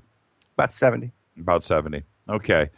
Yeah, MK Ultra, we know what happened. We know it existed. Is it going on today? I'm sure that it is. Yeah. When you take it to the next level of the other stories that have been out there, I've had guests on this program talking about it, and I just have to back up and take pause. It's just one of those things. When we look at the Aurora shooting and we look at Sandy Hook and the possibilities of that occurring there, Well, you look at the preponderance of the evidence, and you can back up and maybe say yes. Maybe say yes. I think it is a bit of a stretch. Couldn't it have been just a couple of deranged individuals? Columbine, couldn't it have just been a couple of crazy kids that were bullied? Could it have just been that, and can we let it go? Some of it probably is. And I know what you're saying about you don't want to go down the MK Ultra road. Because I was like that for a long time, up until the 90s, I guess. Because I was a big fan of Alex Constantine. Yes. And his writing. Yes. And I would love everything he wrote, man. I would agree with it. Then when he would get into the mind control, I wouldn't even read it. I'd say, Alex, you're going too far. Well, yeah, and I'm with you. What's your stance on it now? I mean, yeah. I'm not into all this false flag stuff until I see proof. It's stuff that I need to see firsthand. But as far as the trauma-based mind control to control the public, I think it's done on individual scales with sexual abuse of little kids in a mass way. And also, too, that the whole population as a group, we're put through different trauma, a shock trauma, and then conditioning mind control to steer us in different directions. Like even like the World Trade Center bombing. It caused shock and trauma in us. And then they feed us some kind of confusion and just lead us on our merry way. Right. And I'll tell you, I'm really I'm exposed to this more recently on a level that I've never been before, because I was invited to join a little secret Facebook group that includes Maury Terry, the author of The Ultimate Evil, who did all that work on the Son of Sam cult in New York City that was involved with the Process Church of the Process Church of the Final Judgment. Mm-hmm. I don't know if you're familiar with all that stuff. Yep. Okay, I do a lot of work on that. Okay, I've done a lot of shows on that. I've interviewed Jim Rothstein, who was the detective. He's a mayor right now in Minnesota. Who was the detective who investigated the Process Church and Son of Sam and all of that. And now I'm even getting more information, just daily, like police reports and pictures and old newspaper articles and stuff being posted, thrown up in this group. I'll invite you to the group if you want. I'm reading some text. Where were you? We just went through the anniversary again of 9/11. Where were you that morning? Were you in New York or were you out here? I was in Nevada. I could say exactly where I was. I was changing my daughter's diaper when I saw the repeat, because it was already like 9 o'clock here, 8 o'clock here. Right. 3 hours later. And I saw the second plane hit the towers. But I could tell you that my ex-business partner was in that Harbor Aviation helicopter that you see when the second plane is hitting the tower. You see that police helicopter flying around? Yep. He was right there in that helicopter. What's your take on 9/11 today? Well, I don't think it was an accident. I don't think it was 19 hijackers with box cutters. Something happened that day for sure. What terrifies me is when I'm talking to somebody like William Ramsey. Mm-hmm. You familiar with him? Mm-hmm. Yeah, and his book about 9/11 and Aleister Crowley. And is it possible that bombing was planned like 70 years before the construction of the World Trade Center? Right. Now when I think of that shakes me, and to think that how much the media, because I think a lot of those videos you see of the planes, slicing through buildings and coming out the other end, a lot of that stuff has to be staged, so it's terrifying to think of if they have that much of a hold over us. Yeah, well, that's the frightening part. That is, I was just on Carrie Cassidy's show a couple of weeks ago, and we talked about this. And I don't really get a chance to give my views. This is a show where I'm the host, so I'm the one asking the questions. But when I was on Carrie's show, she went straight there with me about 9/11, and it's the backside of 9/11 that I don't really concern myself with. In that, I don't concern myself with, was it nuclear bombs? Was it planted? Was it in advance? Were the planes holograms? Right. All of that. There's so many different theories on how the buildings were brought down that, all of them aren't true. Something happened. But the one thing that I am convinced of is, and which is the scariest part, which is what you just referred to, which is I think the government knew it was going to happen. How, what, when, where, everything else beyond that is not what we need to concern ourselves with. It's just the very simple fact, and everything stops there, is that did somebody know? Did somebody know it was going to go down and didn't tell us in advance and let it happen? For whatever the reasons are, whatever it is. Was it so we could go into Iraq? Was it so we could go into Afghanistan? Was it so we could do that? Was it so we could, rebuild Iraq after we blew it into the Stone Age and we made money? Or was it oil? Was it not? Was it for population mind control and to inflame the masses? I don't know. I don't know any of that. But what I am convinced of is that, and I know as fact, is when General and Cheney, when they went in front of the United Nations and lied. And so, when they lied then they're lying about everything else that led up to it. Right. And they knew that, and that's what I'm convinced of. And that's the scary part for all of us, is when we stop and take pause. Now, and the other thing is this, Ed, is in the very, very, very beginning, the day that it happened and the day after, we were all told, and we were all believed, it was, terrorists, hijacked some planes and drove them into these buildings and into the field and into the Pentagon. But that's not what I think the public today, if you took a poll, if you went up and down the streets of New York or anywhere and started polling people, do you think 9/11 was a conspiracy? Well, I think that is the status quo today.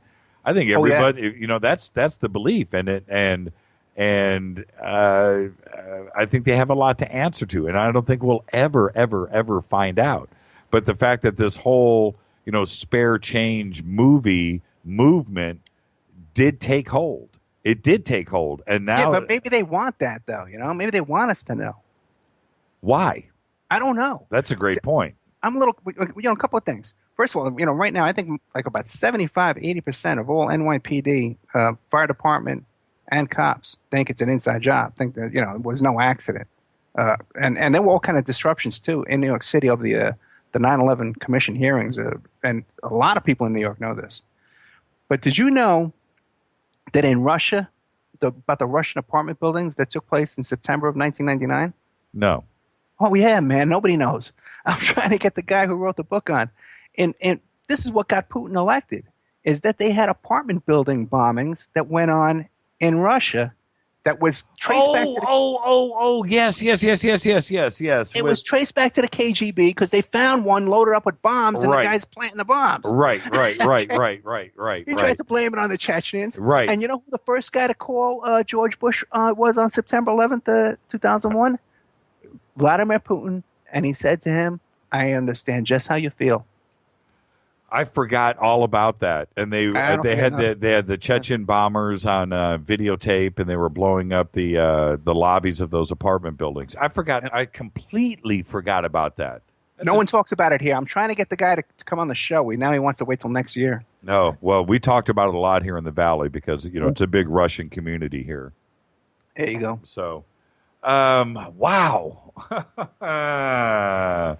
wow. Well, that's my take. But with Sandy Hook, that's a whole nother thing, and I'm still waiting for the convincing thing that makes me swing the other way. Yeah, we can't jump to conclusions every time there's an incident, and some idiot throws up a YouTube video that we all jump to conclusions and say, well, this is a false flag to take away our guns. I'm seeing that over and over, and when it's a knee-jerk reaction to that point, something stinks. Okay, I smell something bad because we're being treated like a little a bunny trail here. Oh, there's a shooting, there's a false flag, gun control, blah blah blah, and everybody on our side of this, whatever this is, this movement, is rambling the same mantra after every incident, and that cannot be good for us. Dave McGowan, you know Dave McGowan? Yep. Okay, great guest. Weird Scenes Inside the Canyon. Okay, I'm going to give him a plug for his book. Okay? Right. Yeah, because he deserves it. And he's onto the same thing as I'm onto right now. I don't think this is a gun grab at all. I don't think these people, this 1% that rules this world, want to take away our guns, want to stop selling us guns, or want to prevent us from having guns. He's going out a little further. And he's saying that I think they enjoy selling us guns. That's what I'm saying. But he's saying now, hey, look at this Walking Dead. Do you think they're trying to program us into being like little armed groups shooting at each other, looking at other people, you kill them on sight? The zombies are kind of like Ebola patients and stuff like that. Is this some kind of programming that they're doing to us? When do you remember when the Pentagon report came out last year about the zombie apocalypse and how they were going to defend and prepare? Did you see that report?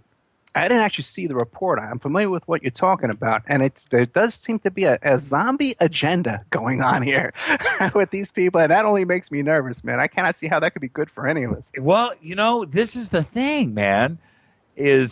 Somebody please on Twitter right now post the link to the zombie report from the Pentagon. That should it'll pop up here in a second, and I'll spread the word on this. It was absolutely nuts, but you have to look at things in its totality.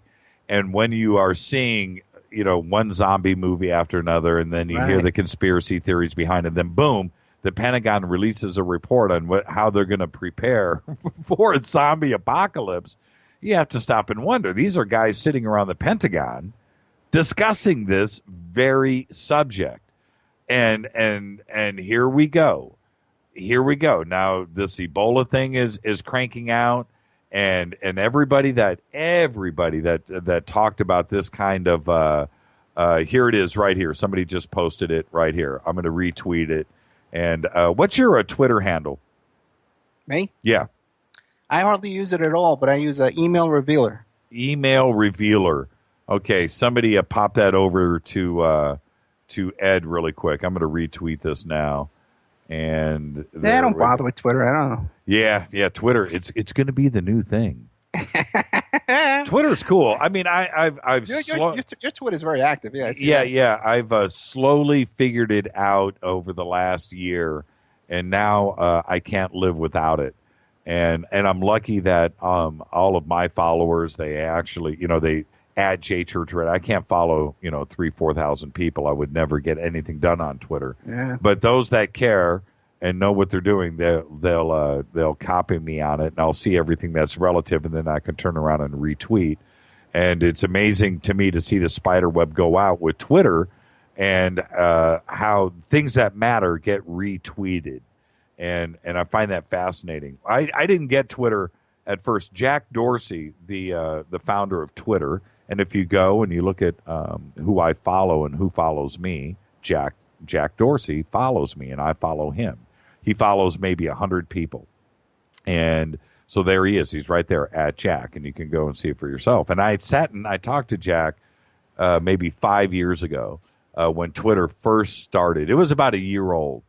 And I told him, and it was really funny. And I said, I don't have a Twitter account. He goes, dude, you're a sportscaster. How can you not have a Twitter? I said, I don't get it. It's only 140 characters. I don't know. He's like, Jimmy, it works. You've got to start doing this. And so I started my Twitter account, and then I was with him the next day, and we're talking. He goes, okay, man, check your account. And I did, and he was following me. And this was in Santa Monica. And so we sat and talked a little bit more about it. I said, okay, you know what? I'm going to give it a chance. And now look at it today. And I'm telling you, back then when him and I had this conversation, Twitter wasn't anything like it is now. And he was right. He was absolutely right. I get it. I get his vision for Twitter and how it does communicate to the masses. It's pretty interesting, the concept behind it, but it works. Twitter works. And it's so simple. Its interface is so simple that this isn't Facebook, and this isn't any other social media thing. This is just a way to communicate. That's all it's there for. And it's instant, and it's brilliant in its concept. And its simplicity is what makes it so great.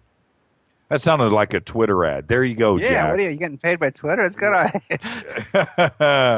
And then and then he came to me, and we were talking. He goes, "Man, I got this new product. It's called Square, and we're going to launch it in a couple of weeks." And I was like, "What is it?" "Well, you'll be able to scan credit cards with your cell phone." Right. And I was like, "All right, well, And then like 2 weeks later, it shipped, and we went to the Mac store on the 3rd Street Promenade, and we walked in, and he goes in. Nobody knows who he is, And he goes up, "Hey, do you guys have Square?" "Yeah, we just got them in." "Cool. Can I buy a couple?" And they were like, "Yeah." So he bought a couple, and he tossed one to me. I still have it. And he said, "This is going to be the next big thing." And so Jack bought me a Square. And so I came, and I thought, well, okay, I don't quite get it. But it took off too. And it's kind of weird, Sometimes you got to think outside of the box. And Jack did. He hit a home run with two things, Twitter and Square. And Square was just an idea that he had, and it's just like everybody should be able to scan a credit card no matter where you're at. And he said to me, a Girl Scout should be able to come to your house selling cookies. You don't have cash, which is always my story, when they knock on the door. Neither, Yeah. Well, you got a credit card, don't you? Well, you can't say no to a Girl Scout. And so, the Girl Scout whips out her cell phone and scans your credit card right there. Yeah, but you still need a merchant payment account, though, still, right? No.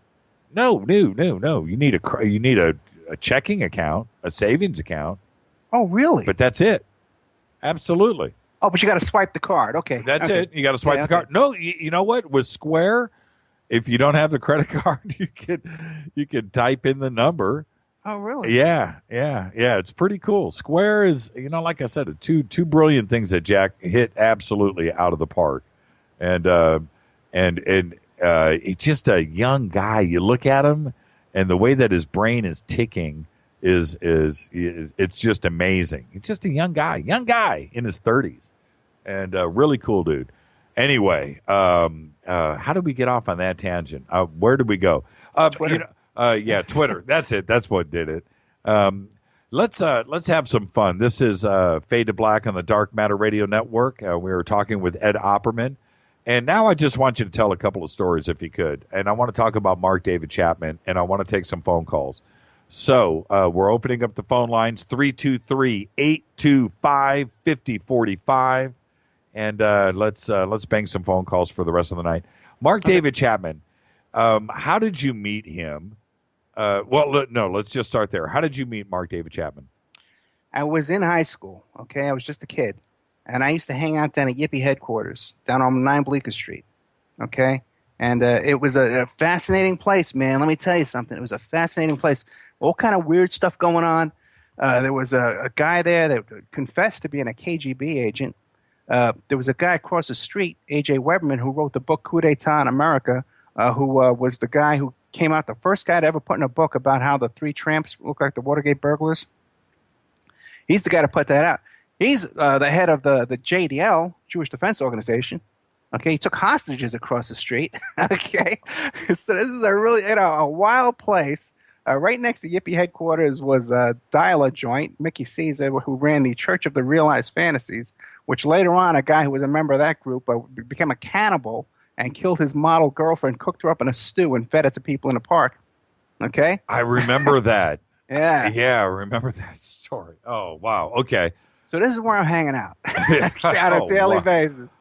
Allen Ginsberg's coming by. Tiny Tim is coming by. Okay, this is a wild place. Somebody just tweeted, "Where's Ed from? I can't place his accent." I'm from jolly old England, my friend. That's where I'm from. I was born in the Bronx. Okay, New York. But I lost my accent.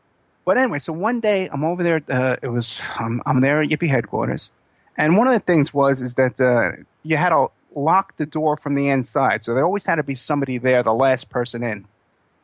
And I was the kind of guy that they had me around in case there was trouble at the door, and I would help kick people out or whatever. There's kind of trouble there to kind of keep peace. So I show up there, and it was unusual because most of the people I knew weren't there. They were like touristy kind of kids hanging out, like yuppie kind of kids just kind of coming by to see what was going on at Yippie headquarters, you know? And there was this guy with a duffel bag and a pea coat, and he kept talking about how he was from Hawaii, and it was really cold because he was from Hawaii. and he was just acting very bizarre and very agitated. And people said, well, what are you doing here? What do you want? He says, well, I want to give these tapes to Aaron Kay. He had some kind of audio tapes or something that he wanted to give to Aaron Kay. Aaron Kay was the Yippie Pie Man. And what he would do is his political activism is he would take a pie and hit politicians in the face. Right. That was Aaron Kay. Mm-hmm. But he would dig around in his bag looking for the tapes, and he wouldn't come out with any tapes. So he was acting so agitated that he freaked everybody out, and everybody left. But I had to stay because I had to watch the place. So I kept him out in the reception area. So he had a pea coat on, so he's kind of got the taxi driver De Niro thing going on. Oh, yeah. And that would freak everybody out. Okay. I got a whole theory about this, okay? But no, he was just a creepy guy, man. He was just a creepy, agitated guy, nervous. So I kind of hid around behind the wall, and I was watching him. He was kind of like, almost like talking to himself and kind of stuff like that, and fiddling around in his bag and stuff. So I just got a really bad feeling. And finally I says, look, man, you got to go. And I says, what do you want? He goes, I got these tapes. And he went back in the bag again. And every time he went in that bag, I got nervous. But he didn't come out with any tapes or anything like that. I said, well, then go across the street, because we had a nightclub across the street called Studio 10. And I said, well, go across, look over there. And I got him out, and I slammed the door. I got rid of him. But now, when you hear this, because now James Taylor met the same guy I did. Okay, because Mark David Chapman confronted James Taylor at the subway station up around 70th Street. Okay, you don't hear much about that. That's the same Mark David Chapman that I met. There was also a cab driver, because later on when John Lennon got shot, I knew right away it was the same guy. We saw the pictures in the paper. I said, "Oh crap! Look at what happened here." So I studied everything on this as much as I could. Everything, because there were full page layouts in the Post and the news every day, and there was a cab driver that met the same Chapman that I met. Okay, and it was this agitated guy that was in the backseat of his cab. And he says, I just left John Lennon and Paul McCartney, and they're taping a new album, and I got the tapes right here. Okay? Same guy I met. Right. But everyone in front of the Dakota, that was a different Chapman, man, because that guy was cool. He was calm. He met these girls there. He took them out to dinner. He's hanging out with Jose Padermo. Right. Jose Padermo, he was a CIA. He was with the Bay of Pigs. Right. This guy was no slouch. If the Mark David Chapman I met was in front of the Dakota, they would have kicked him out of there. Right. Okay. Had him arrested. Oh yeah. Maybe even beat him up. Right. Yeah. Which is what I should have did. Right. But anyway, right. It's haunted me, man. It's haunted me. Because there was other guys who gave us trouble there. We gave them a good beating and sent them on their way. And who knows what would have happened if we would have done that day. But anyway, I believe that there were two Mark David Chapmans running around New York City that weekend, just like there were two, Lee Harvey Oswald, setting the stage and all that kind of stuff, like a doppelganger. And when I talked to a lot of people about this, I did a great show about this with Mark Harrell, who did all kinds of work on this, and he counted the bullet holes at the Dakota.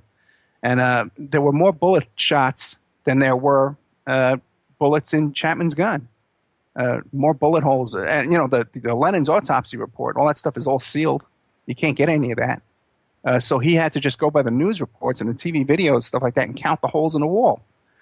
So much weird stuff happened that day. Hold on. I don't want to let this get past me. You just said, do you think there was a doppelganger? Yeah. I do not believe that the Mark David Chapman that I met, the one that James Taylor met, and the one that the cab driver met is the same one that was hanging out in front of the Dakota for 3 days. Didn't act the same or physically wasn't the same? A different guy. I think it was a different guy. Well, when you saw the pictures in the paper, did it look like the same? Guys look alike. How Oswald had a double? Sure. And he had one guy running around town, trying to create a scene and set up an alibi and stuff like that. Yep. And the whole story with the real Chapman is everybody knows, he was he had this art collection in Hawaii with Van Goghs and stuff. And he was off as a security guard in Beirut and flying around the world on a security guard salary, all this crazy stuff. Yeah, Adam Go-Rightly. You know Adam, don't you? Sure. Yeah, he just tweeted, and I love this. This is actually pretty cool. He says, I've heard there was a Chapman double. Even John Hinckley looked like Chapman. Right. I've always thought that John Hinckley and Chapman were the same guy. when the first time I saw Hinckley's, I'm like, wait, whoa. This is Chapman. Right. I always thought that. Adam, I can't believe you just tweeted that, because that was something that I don't know why people don't talk about this more. Well, wait a second. They were both involved with that Christian missionary group, World Vision. Yep. That was all CIA connected. That was also hooked up with Jonestown, Guyana. Yes. Which that was some mind control experiments for sure. Gee, you think so? Yeah, you think? Yeah. Okay, let's get back to Chapman though. So when you met him at the Yippee spot, by the way, I would have paid money to. I would do it now to go back in time and go into that room, because that was the place to be. Oh, yeah. But how long after you met him did he kill Lennon? It was that weekend, okay? I can't remember if it was the Friday or the Saturday, okay? Because it's been a long time. But it was that weekend right before Lennon got shot. And we used to go there after school, so it would be more likely I would have went there after school, because I went to school right by St. George, which is a quick ferry ride into Manhattan. Otherwise, I went in there on Saturdays too, but it would be more likely I would go there after school when I was in high school. Interesting. Yeah. And you said you felt a little guilt, maybe that you didn't take this guy out, but it may have been a doppelganger anyway. So if you took this guy, that wasn't the guy that actually shot Lennon. Yeah, that's true too. Yeah.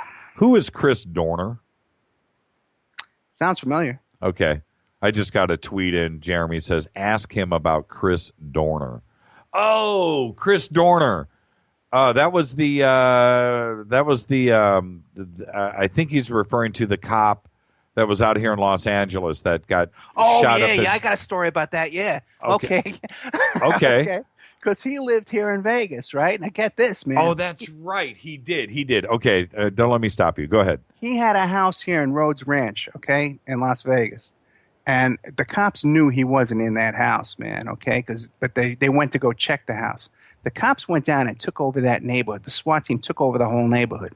And what they did was they shot bullet holes into his house the size of my fist, okay? And it was in the newspaper. And there were pictures of this on the internet, too. They've been scrubbed off the internet. You can't see them anymore. They broke his door down. They broke windows. They trashed his whole house, right?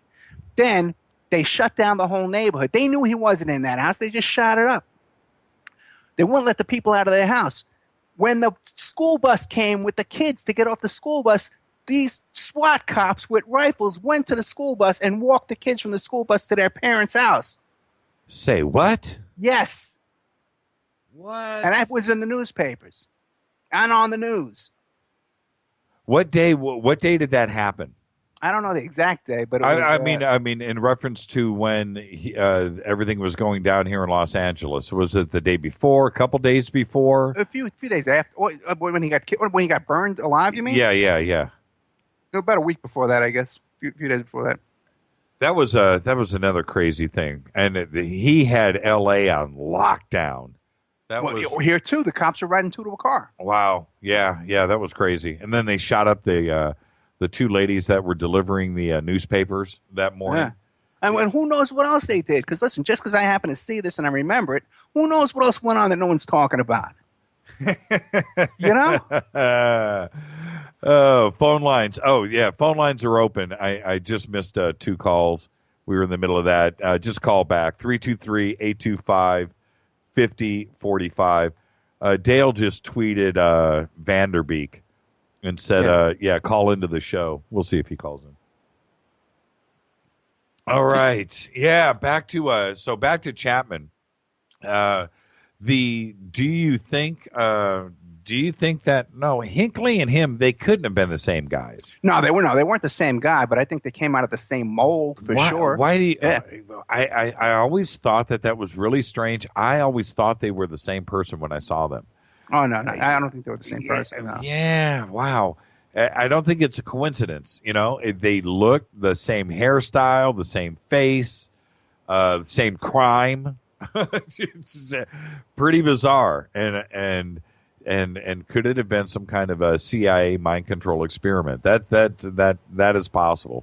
Well, now that we're looking back with a viewpoint of this Sandy Hook stuff, where we're thinking about these crisis actors and all this kind of stuff, it had to be going on back then as well. And I think that whole stage was set. And even there was a couple of rookie cops around the corner from Dakota. They had just gotten their badges, man, like in 90 days, okay? So when that call came, and it was so close, they should have been the first ones on the scene. When that call came over the radio, they threw their lights on and pulled their guns out while they were driving, to get over there. Like, a couple of kids. They were kids. But when they got there, there was already a cop walking Chapman out, had him already under control. And that cop said, I was using Chapman as a shield because I thought there were other shooters. Okay? So there's so much went on in that, man. Yoko turned up with an entourage. Where are those witnesses? What happened to them? Where'd they go?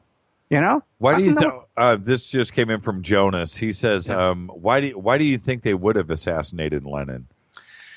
I don't know, man. I have my own theory about that. Again, it goes back to the Process Church, because there's a lot of connections to the Process Church and even Yippie headquarters and stuff.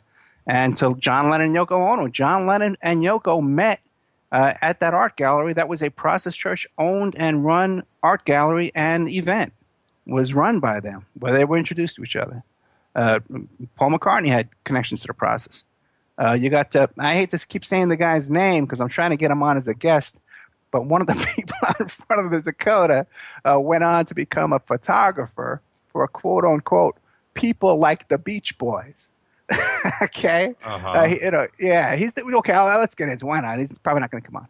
But the guy who took the picture of Lennon signing the album for Chapman, right? Peter Gorish. Yes, Peter Gorish. Okay, the photographer. Okay, well, he wasn't a photographer for that day. He was kind of a hanger-oner. It's kind of a stalker guy out in front of the place, right? And his dream was to become a New York City police officer. He was a store detective. That's what he did for a living at the time, before the shooting. After the shooting, he becomes a photographer for quote-unquote people like the Beach Boys.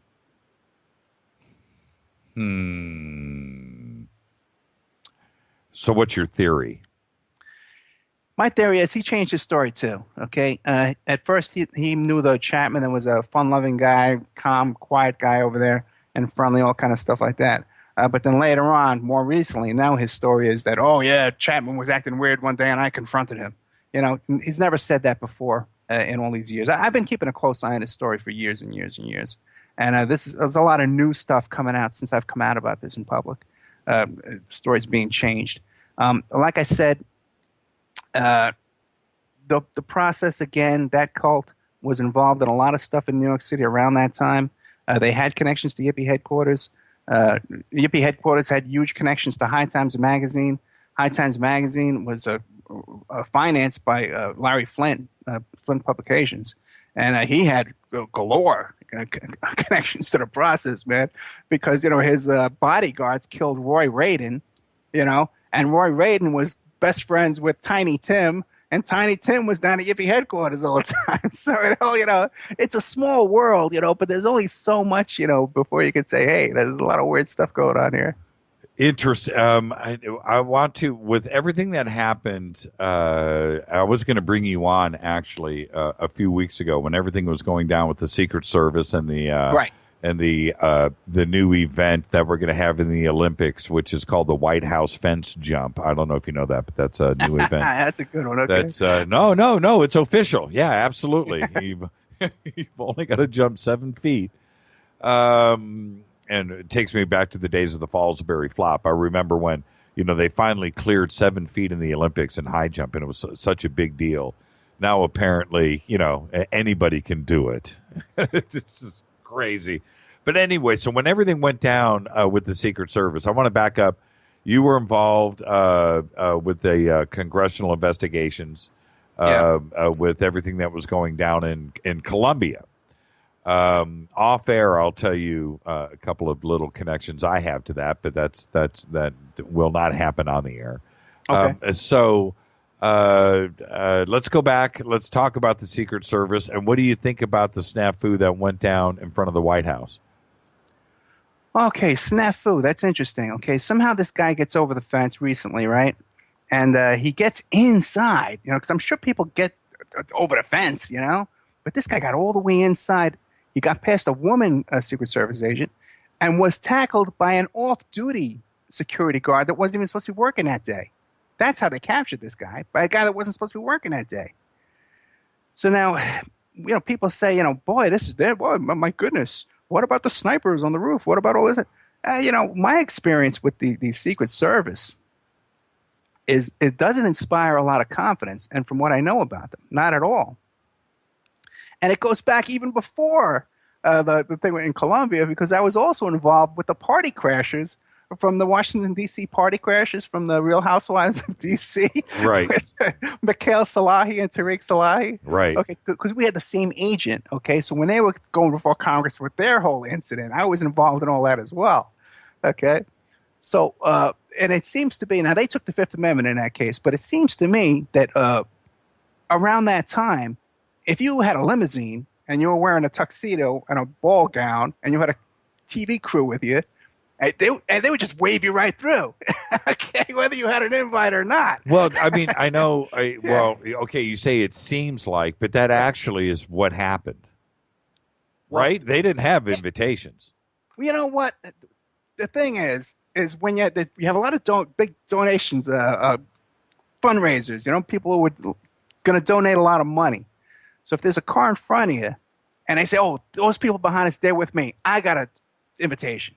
There's a lot of compromises along those kind of lines that are made. Okay. And this came out all in public. So I'm not breaking any secrets there. But it's not the security that you imagine. All right. And when you get into the second incident in Colombia, all right, first of all, the public story is that two Secret Service agents, they went out to a club, they met these girls, and they brought them back, and one guy didn't want to pay. Okay, it was way more than just two. Okay, first of all, these guys weren't just two Secret Service agents. They were 20-year veterans. These guys were managers. They were in charge. That week, when the Secret Service and the military and White House advance team were there, they brought back 20 women signed into that hotel. Okay, 20 other prostitutes were brought back. Okay, there's a whole pattern of that kind of behavior in this organization. There was a report that we were all waiting to come out before the hearing from DHS, the Office of, what is that, the OIG it's called, right? And what happened was, I don't have my notes in front of me, and I just blew it. But everyone knew that they were jimmying up this report. Okay, and they were taking stuff out of this report, and they were hiding stuff from this report. And later on, after that first congressional hearing that I was involved in, there was an investigation, and it was proven that they edited stuff out of that report because they had made a big report about all the Secret Service misbehavior, and they took out a whole bunch of stuff. Now, there's another thing right now that was in that report that you can't find it on the news right now. It's been scrubbed out of the news. And that's these two Secret Service agents were having a dispute over custody with their kid. And this agent went to the preschool in full SWAT gear and picked up his kid from school with a helmet and a bulletproof vest and a rifle. Interesting. Interesting, yeah, Okay. Then there was a whole thing, back in 2002 at the Olympics, there was a whole incident, too, where these Secret Service agents were throwing a drunken party, and they had girls over there, 18, 19-year-old girls there in the party. Well, with the Secret Service, this is our view of the Secret Service, the elite of the elite, the best of the best, that's who is protecting not only the first family and the president, but ex-presidents as well. They have a Secret Service detail assigned to them, and they are the absolute best of the best trained, the most focused, and the ones that don't go off track and off mission, and they're completely focused 24/7, and they're recruited, very young and brought in, and that is our impression, and that's what we need to have, and that's what we need to think is there. That isn't the case. No, not even close. Because you got to remember, it's only a 7,000-man department. NYPD has more cops than the Secret Service. Okay, and they're often different branches too, because some of these guys are investigating counterfeit money and stuff. And by the way, I got a whole story about that too. We can go on for an hour with that because that's a whole nother thing, man. I tell you, I can't wait till I retire. I got so many things I want to talk about. You know?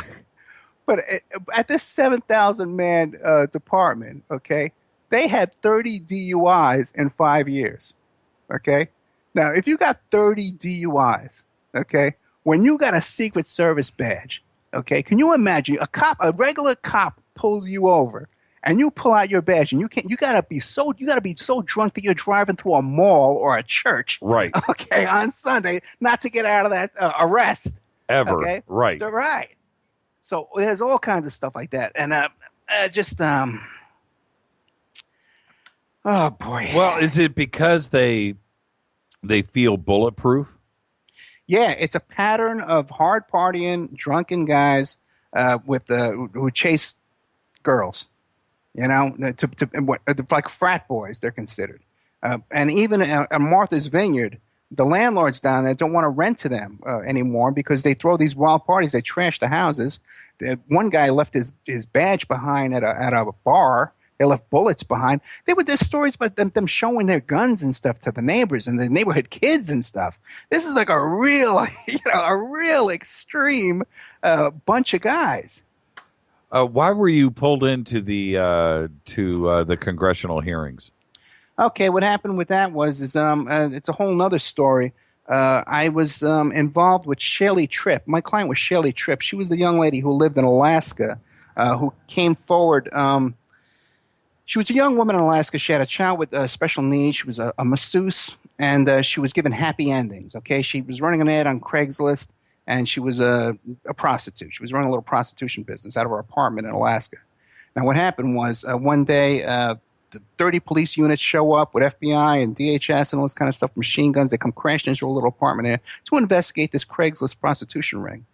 When they grab her, they pull her aside. They says, "We know you're involved with big politicians and powerful people," because she claimed that one of her clients was Todd Palin. And Todd Palin was coming to visit her for sexual activity and also sending clients to her for sexual activity. And she would document that activity and forward it back to the Palins. Now, when she got arrested, okay, because she wouldn't talk to the cops, they seized all her equipment, all in her house there, right? Her phone, her computer, everything, all her records, her paperwork, all her stuff.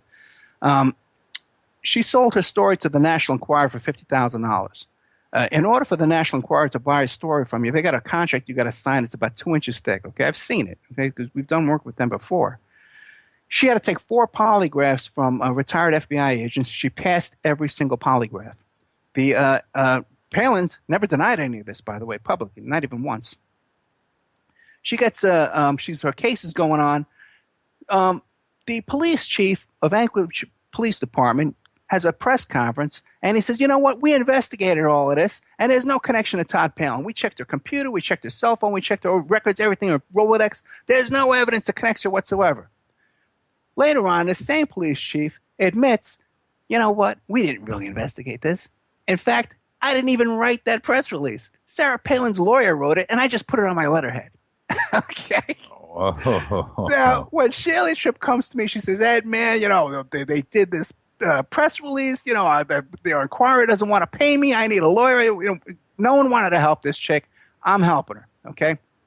So we're trying to get all her stuff out of the Anchorage Police Department, their evidence locker and stuff like that, so I can examine it and show proof that she was with Todd Palin. During this time, I got to know her very well. She's over in Alaska. She's in Louisiana. She's driving, floating around all over the country, and I'm in Vegas. We get to know each other. We're talking one day. She says, "Ed, I hate cops."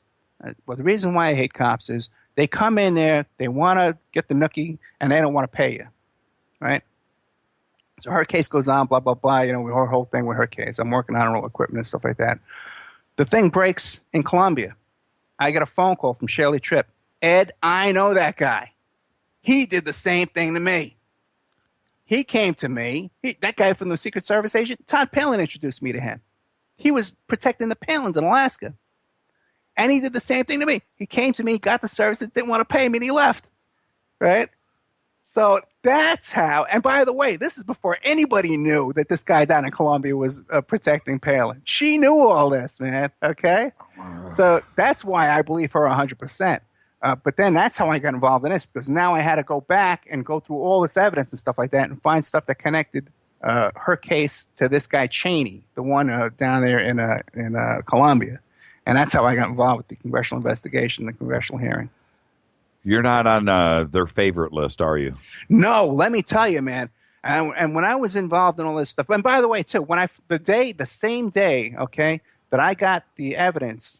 By the way, there was so much that went on in that case. We can go on for months talking about that because it was a living hell, to tell you the truth. But the same day that I got the evidence out of the Anchorage Police Department's evidence locker that had arrived at my office is the day that Sarah Palin went on Sean Hannity and announced that she wasn't going to run for president, and that she alluded to my client, Shirley Tripp, about how people were making accusations of infidelity in her marriage. Now, when I was involved in that, I had so many people, man, my car was tampered with. They broke into my home. They broke into my office. They got past my dog at my home, okay, which I don't know how that happened. That had to be some real operation to get in there, okay, but I was being contacted and infiltrated not just by agents of foreign governments were trying to get into my life and like lure me into little honey traps and kind of stuff, you know? So that's another thing that people need to understand is you're not just dealing with COINTELPRO and FBI and NSA here in this country. There's also agents of foreign governments running around here and private entities, you know, that are run agents, you know, that are running around and private investigators and security forces. So it's a whole big mess. I wonder all the time when I'm contacted by somebody that I just don't know. Yeah. You know, that I don't know. I don't know that when I say I don't know, somebody that is out in the public that is spoke, but when somebody comes to me that I just don't know, whether it's with a phone call or an email or some kind of contact, I just back up. I don't know who I don't know who to trust. I really don't. I don't. I'll just back off. I back off, and once in a while I'll get contacted by someone, and I'll Google the name, and there's nothing on Google, nothing at all. I wonder who I'm talking to, and it's a real weird world out there that you and I are in. Yeah. Well, you know, this was all before I got into this world here with the radio and interviewing these kind of people. But this is a great platform, man, because I can meet people and get answers back from police departments and government offices and stuff like that as a radio host, you know, than I could as a PI. What when you do investigate into hold on before I even get to that question, do you ever do you have cars out in front of your house that you don't recognize, and you don't even necessarily have to be working on a case? I mean, do you feel watched? Right this minute, no, but I actually I had the power shut off one time. Someone came by and flipped the switch outside and shut off the power to the house. You know, listen. During that Shirley Tripp thing too, they you know, I get packages from sheriff's departments and police stations and DA's offices all the time because, you know, they have to send over the discovery evidence, and we get our chance to take a hack at the evidence.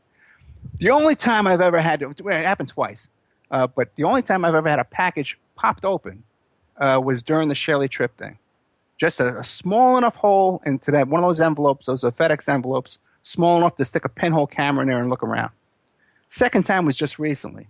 I had a guest on my show who tells me he's going to send me over some FBI documents that he did all these Freedom of Information Act requests, and he sent it over to me in that little priority mailbox that I get all the time. I get cell phones in that box all the time. That's what I tell everybody. When you're going to send me a cell phone, put it in that little box. So I know that box is durable, and that box is ripped open, man. Like, they wanted me to see it. We've got a few minutes left here. Tiger Woods, Charlie Sheen, Ashton Kutcher, of course, Wienergate. But how do you get involved with these celebrity cases? Almost all of those celebrity cases came through the same agent that I met through the Tiger Woods case, who was kind of the celebrity mistress agent running around at the time, who was pretty much putting all the content that you see on TMZ and Radar Online Around that time, she was providing them all their content. And I was her investigator. I was her client. She was my client. We needed to, with the Tiger Woods case, we needed to vet out all these women who were coming forward out of the woodwork saying that they were dating Tiger Woods. That became my job. And we used cell phone forensics. We had all these women send their phones over. And we had to find something in there. Okay, either a text or a picture or something to prove they had some phone calls. Give us something. You know, half of these women, I don't think they even know who Tiger Woods was. They were just trying to get a payday out of it, you know. But they were, and I'll tell you something too. A lot of things happen. Again, it's the same kind of pattern along with the Millers and the Sarah Palin story and the Secret Service story. The same pattern is that you don't hear this stuff out in the news. And in the Tiger Woods case, I'm sure you know some of this stuff. There were allegations going around him, okay, about babysitters and stuff like that. Right. That never made it to the news. If we'd hear about it in the morning, and by nighttime it was silence. There's a switch someplace out there that they can flip and shut down a story before nightfall. Same thing happened with Ashton Kutcher. Because what happened was, in my story, you're probably thinking the Ashton Kutcher infidelity was the second one that caused him to get divorced. Mine was the first one. Brittany Jones, the girl he had sex with on the couch, and I found the caller ID picture. This girl had 3,000 pictures on her phone, and I got that picture back, the one of the caller ID with Ashton Kutcher's phone number on it.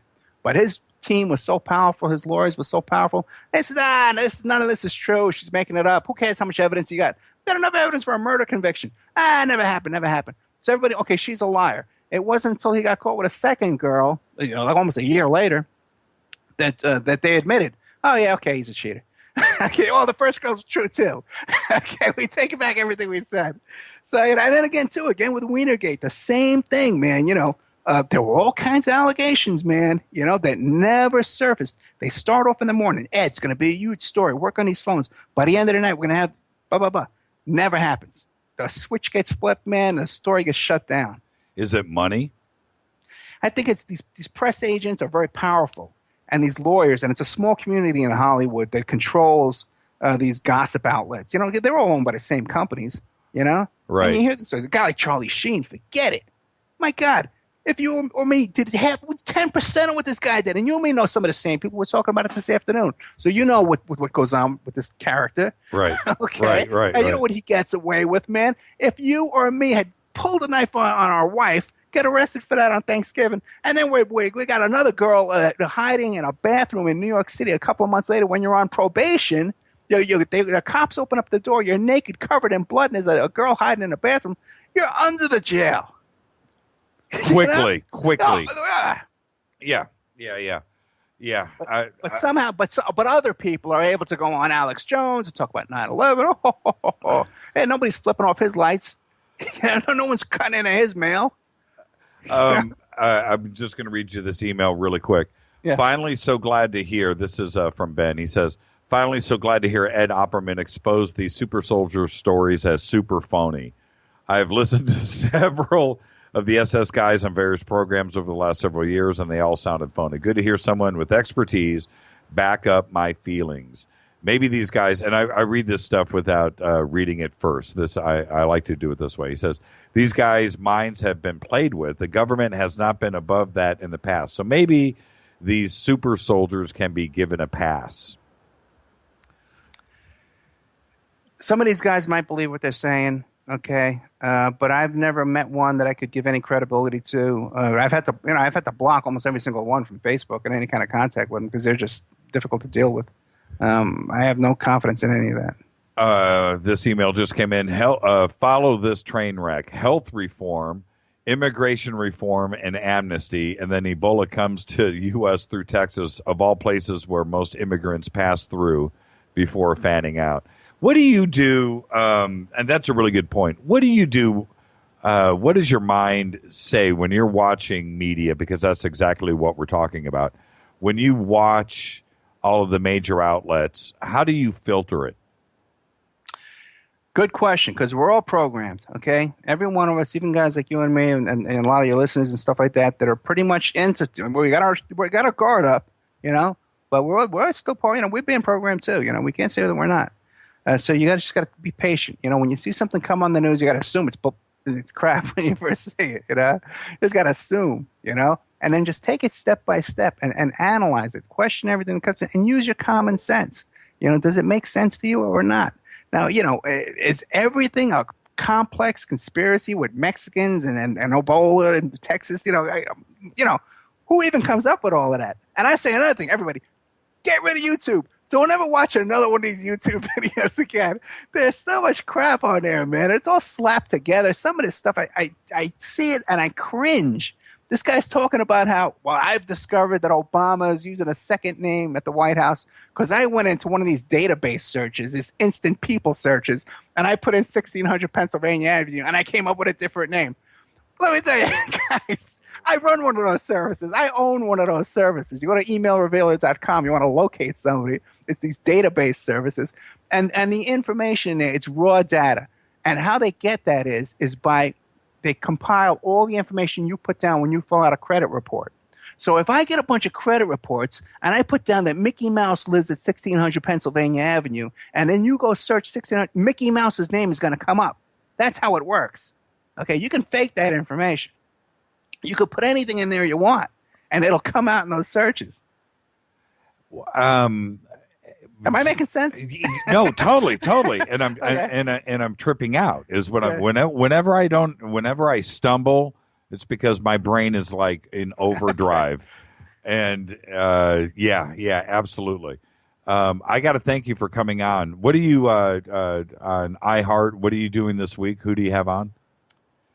This week I have this guy, I forget his name, but he's one of these guys who thinks that his father was the Zodiac. What's his name here? I got yeah. Okay. And, it's in my area of things I'm looking into, and I want to get everybody on record. My idea with the iHeart radio show, the Opperman Report, is to go back to historic events like the Zodiac, like the Son of Sam, and let's investigate it from every angle. Let's take our time with it and get these guys on record. Because as I'm finding as we're doing this, because I had this guy David Kahn who was down there at Jonestown and knew Jim Jones. And, this guy's been saying for 30 years that he didn't think it was a CIA mind control kind of operation. But after we had him on the phone for 3 hours, man, yeah, he was agreeing with us. What do you have you done much research into Zodiac? No, it's not one of my main things. I've done a lot of research into Mensker, and I'm even trying to get a hold of his ex-wife. He's the guy who assassinated Roy Radin, and there's some pictures of him that look quite like Zodiac. What's your theory on Zodiac? Well, my take, I went hardcore into Zodiac. I went way deep into Zodiac. I've got a few different ways that I'm looking at it. I think that he's probably dead today. I mean, I don't think he's alive. Too much time has passed. And when you look at the descriptions of him from the original killings, he wasn't a young guy then. So now we're 40 years past. The other letters that came back and showed that he was resurfacing show that he would have to have been in his 70s.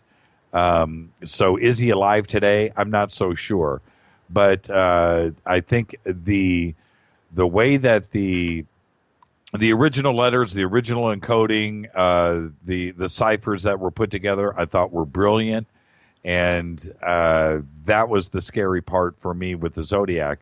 Normally, when you have what's his name from Wichita, Kansas? His name was Raiden too, as well. Actually, what's his name? BTK. Yeah, BTK. Was his name Raiden? Raiden. I think it was Raider. Might have been Raider or Raider. But I know who you're talking about. Yeah, right. Yeah. That wasn't a smart guy. But what freaked me out the most about Zodiac is we're talking about a guy that a serial killer that was really, really smart, and that freaked me out. That was a guy that I think they looked at all of the wrong. All of the wrong suspects. He was a much smarter guy than everybody that they were looking at, and so today I just don't think he's alive. I don't. I think he would have passed away naturally, and I think he got away with it, and that's what I find curious about Zodiac. I went knee deep in. And this guy that you're interviewing, he's the son, right? And he says his dad, I'm trying to think of his name. And that's who you have on the show this Friday? Yeah. Okay. Let's grab a quick call here real quick. Hey, Dino, how you doing tonight? Hi, pretty good. I'm only calling in because it was a scary time, and since we're on Zodiac, so many subjects tonight. Yeah, well, that's what's great about Ed is, he over the last month or so with Ed, and then I'll let you get to your question. I've listened to a bunch of Ed's broadcast over the last month, and I got to tell you, so many you can go in so many different directions. And tonight, I just wanted to, and Ed and I agreed that we would just sit and talk, like I used to do. You remember how I used to do the show a year ago? Yeah. When we would just sit and talk. I got away from that a little bit, and I just wanted to sit and talk with Ed and have everybody just sit and enjoy a conversation tonight, and we'll see where things go. But we tonight we had absolutely zero agenda. Well, it seems to have worked. I mean, I enjoyed it. It started off slowly, but a lot of subjects, and the two that hit me was because I used to live in San Francisco during those times, and it freaked us out. And all I know, I'm not an expert on it. I actually appeared in the Zodiac movie as a background actor. But which one? They made three. The most recent one, the one that was about 10 years ago. With Jake Gyllenhaal? Yes. And okay. They were so afraid that the Zodiac might still be alive that when we were working on the film in South of Market in San Francisco, they gave it another name called The Chronicle or something, until it came out. When you were, let me ask you this, since you were living up there during that time, what was the mood like? I mean, was everybody just freaked out? Well, that's the point. I was a young guy and going around, and we used to go to I guess that was when we were in college, and we'd go to a lot of parties around town. And, San Francisco at the time, if you were a young person, was getting to be a pretty loose, fun town, and we didn't have to worry about having a weapon with us or getting jumped. And, sometimes if you went to the Fillmore district, but I had long hair. No one ever bothered me. And then I had a van. I had a 65 Econoline van, and I didn't drink in those days, and I would haul this group of us around. We always went to parties every weekend all over the city. And all I can tell you is that it freaked us out, as did the what are they called, the Knights, the other killings that happened, because I know one girl that survived that. They shot the future mayor, the Angels of Death. They were a Muslim offshoot group, the Black Angel. What was that called? It was like Zodiac. It was about the same time. I'm sorry. You know what I'm talking about? Yes. The killings. They were killings. Anyhow, people were mixing up those two, the Zodiac and the Death Angels, they were called, or something. And at any rate, it was scary. But the one thing I do know, because my old landlord was a mailman, and he said that he used to play cards with that cab driver that got shot up in Pacific Heights.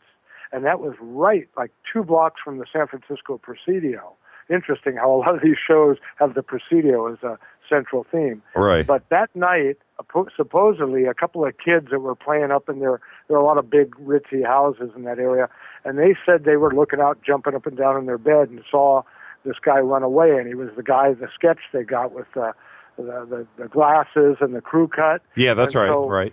And so that night they messed up because the Zodiac claimed in a letter that, two cops came and they were going right up the street and they saw him and he just looked like a guy taking a walk and they didn't stop him. And he said, the cops saw me and could have had me. And then right after that, I was coming home from a party and we were driving my van right near the Presidio and there were cops all over and they wouldn't let us go through the Presidio. And they were told, there was some kind of a manhunt on, and they lost him that night. We also went through, Ed, I think you were disconnected and came back. Welcome back. L.A. went through the same thing with the Night Stalker. And yes. I lived here for that. And when all of those killings were going down, and you know what, Ed, were you living in New York when Son of Sam was going down? Oh, yeah. It's crazy how a city, like Los Angeles, New York, San Francisco, 3 different events, but the same sort of thing was going on where you were scared, you didn't know. And when the Night Stalker stuff was going down here in LA, I lived here, and it was you saw how everybody reacted once they chased him down. And you saw what they did to him on the bus, and he was a creepy, scary looking guy. He was, and lived at that what's the name of that hotel in downtown L.A.? He was that creepy hotel. Well, anyway, it's crazy how a city reacts to that. I lived here, Ed. You lived there in New York when Son of Sam was going down, and Dino here was in San Francisco.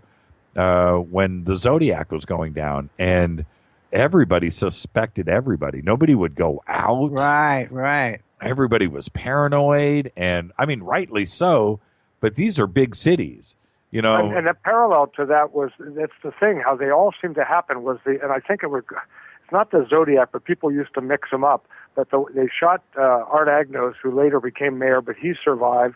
And Zebra Killers? Yeah, Zubikos. No, that's right. Zebra Killers. Zebra Killers. That's it. Zebra Killers. Zebra Killers. Yeah, Zebra, and they happen to be African American guys who were in an offshoot of the Death Angels, of a offshoot Muslim group, but they were shooting white people. And I know one girl, she's still around. She survived with 3 bullets to her stomach. Nicest, mellowest hippie chick you'd ever want to meet. And they shot her in front of her house when she was coming home on her 21st birthday. One guy, she said the guy had big eyes, and she was used to guys hitting on her. She was attractive, had hair down to her waist, and the guy came up. She was leaving, going into the house. She lived in a commune in the Haight, and she said she saw the black car that was seen, and there was also a black Cadillac and a white Valiant, and this guy had a fringe jacket on that was leather fringe, and he walked up to her, and he figured he was just going to hit on her because she was always getting hit on. And she goes, "Hey, how you doing, brother?" And all she said is his eyes were real big, and she heard bang, bang, bang. And the third bang, she realized her feet went out from under her. She was shot at point-blank range with a .32 caliber, and the guy took off, and she claims she played dead, and they tried to run over her with the Valiant. And she said, now, after I survived it, and they took out part of her intestines and all, and she was a very cool chick for this, but she said they never caught, when they caught a few guys that they said were involved, she goes, they never caught the guy that shot me. I'll never forget his face, and he looked like he was hypnotized. Well, Dino, have you ever heard of a guy named Russ Kyle who runs the crime tour up there in San Francisco area? I don't know him. Sorry. Okay, listen to my show. I did a show with a guy named Russ Kyle, and he has great information on all that Presidio stuff and the Zebra Killers. You're going to flip out when you hear it. Now, you know what he told me, man? He knew Courtney Love, and I had Courtney Love's father, Hank Harrison, on my show. And you know where Courtney Love went to middle school? Where? Presidio Middle School. Oh, right. I know. Oh, yeah. Wow. Oh, I didn't know that. Yeah, man. I read when I went to say Zebra Killer, I was looking and was reading Twitter, and it said 3 Amigos, and my brain combined Zebra Killer and 3 Amigos, and I came up with Zebra Lugos. That's a new thing, and I just want to make that.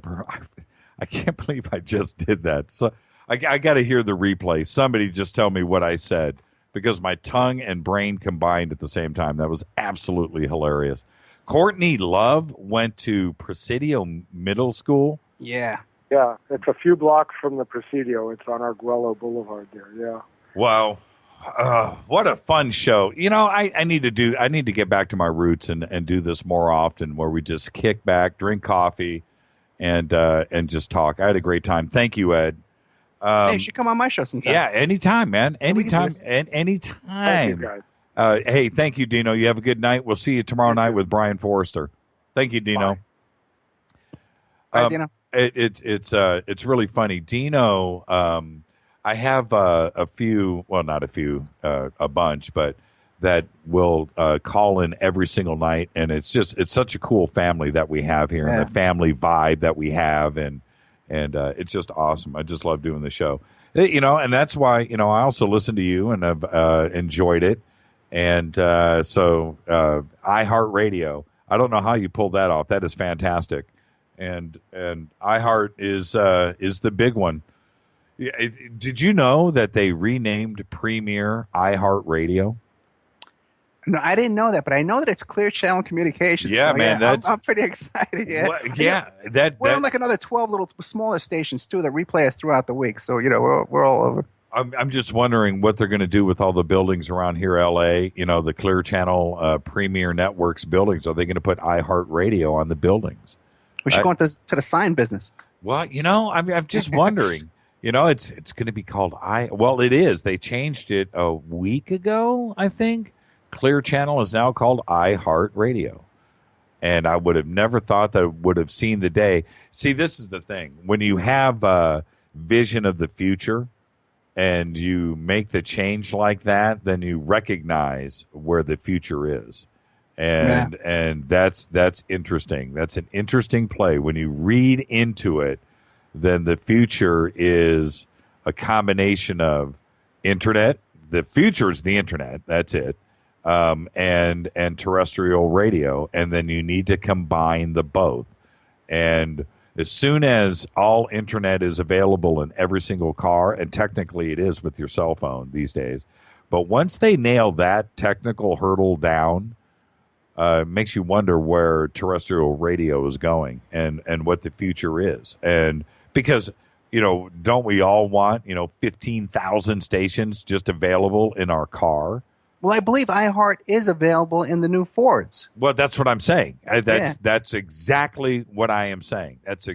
You hit the nail right on the head.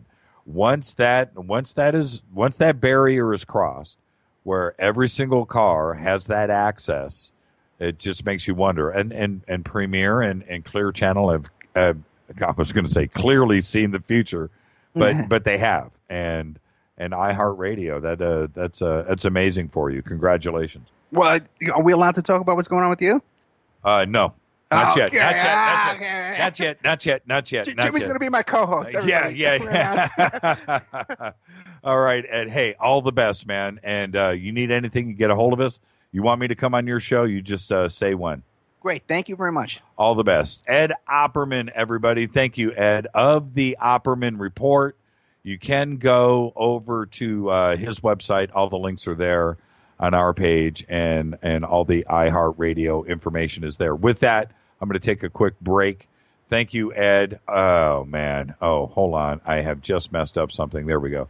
I got to take a breather. I'll be right back after this. This is Fade to Black, only on the Dark Matter Radio Network. We'll be back. We'll reset things and set up for tomorrow. I'll be right back. Stay with us.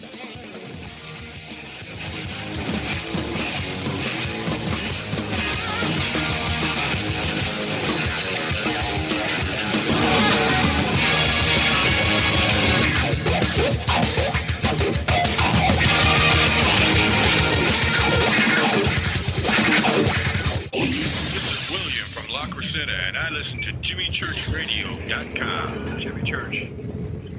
My name is Alan, and I listen to JimmyChurchRadio.com. He's always giving it to you straight. JimmyChurchRadio.com on the Dark Matter Radio Network. Hi, this is Rob Reiner from Anvil, and you're listening to JimmyChurchRadio.com. What's up? I'm Chris. What up? This is Kyle Massey, and you're listening to Jimmy Church Radio, The Revolution.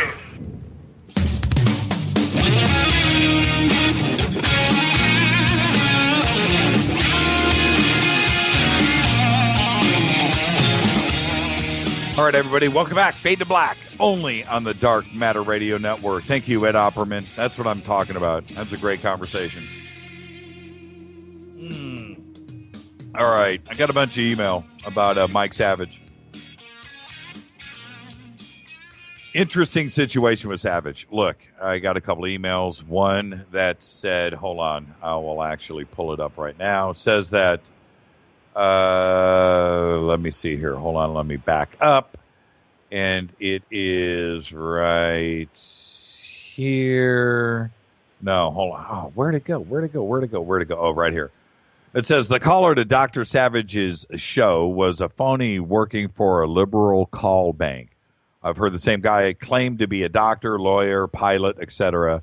Get the transcripts of the show and remember that Savage comes from the get over it generation. Mahalo. That's from King B. And, okay, I appreciate that, and I understand that. But that doesn't change what Savage said. Could have been. Somebody calling in from a liberal phone bank. I get that. I totally believe that. But that doesn't change what Savage said. Okay, that's my point. It was the insight of looking into, what you say speaks volumes of where you're coming from. And that's my point with Savage. It's what he said, and it's how he responded. Could have been a set-up phone call. Could have got him infuriated. Could have said everything. I get that. I understand that. But it's what Savage said. You cannot in any way bag on anybody that has served this country. You can't. That has offered up everything, put their life on the line for you. You can't do that. That's a line you just don't cross for whatever reason. If you want to think that, think it, but don't speak it. And you don't speak it to 10 million people in a week. You just don't. You don't do it. You don't. And I will, if I sit here long enough, I'm just going to get infuriated once again. And he may have been set up. Total possibility. And I won't read the other emails that I got in about Savage, just out of respect. But with that, got to thank Ed Opperman for coming in tonight. And I just love having open-ended conversations where you just go anywhere. Thanks, Ed. That was absolutely awesome. I'll go on your show anytime. Thank you, Dino, for calling in. Once again, you make this show complete. Stay tuned. Coming up next is Sky Watchers Radio. Special thanks to Keith Rowland and Art Bell. Fade to Black's executive producer is Rita Kamarian. Show is produced by Hilton J. Palm, Mark D. Kovar. Special assistant is Leslie Johnson III. Announcers are Steve Harder, Gene Pateau, Mark D. Kovar. Music is this guy right here, Doug Aldrich. Intro by Spaceboy. Graphics by Method. Fadey by Dale. Fade to Black is produced by KJCR for the Dark Matter Radio Network. I'm your oh-so-humble host, Jimmy Church. Tomorrow night, Brian Forrester. All night, right here. Everybody, be safe. See ya.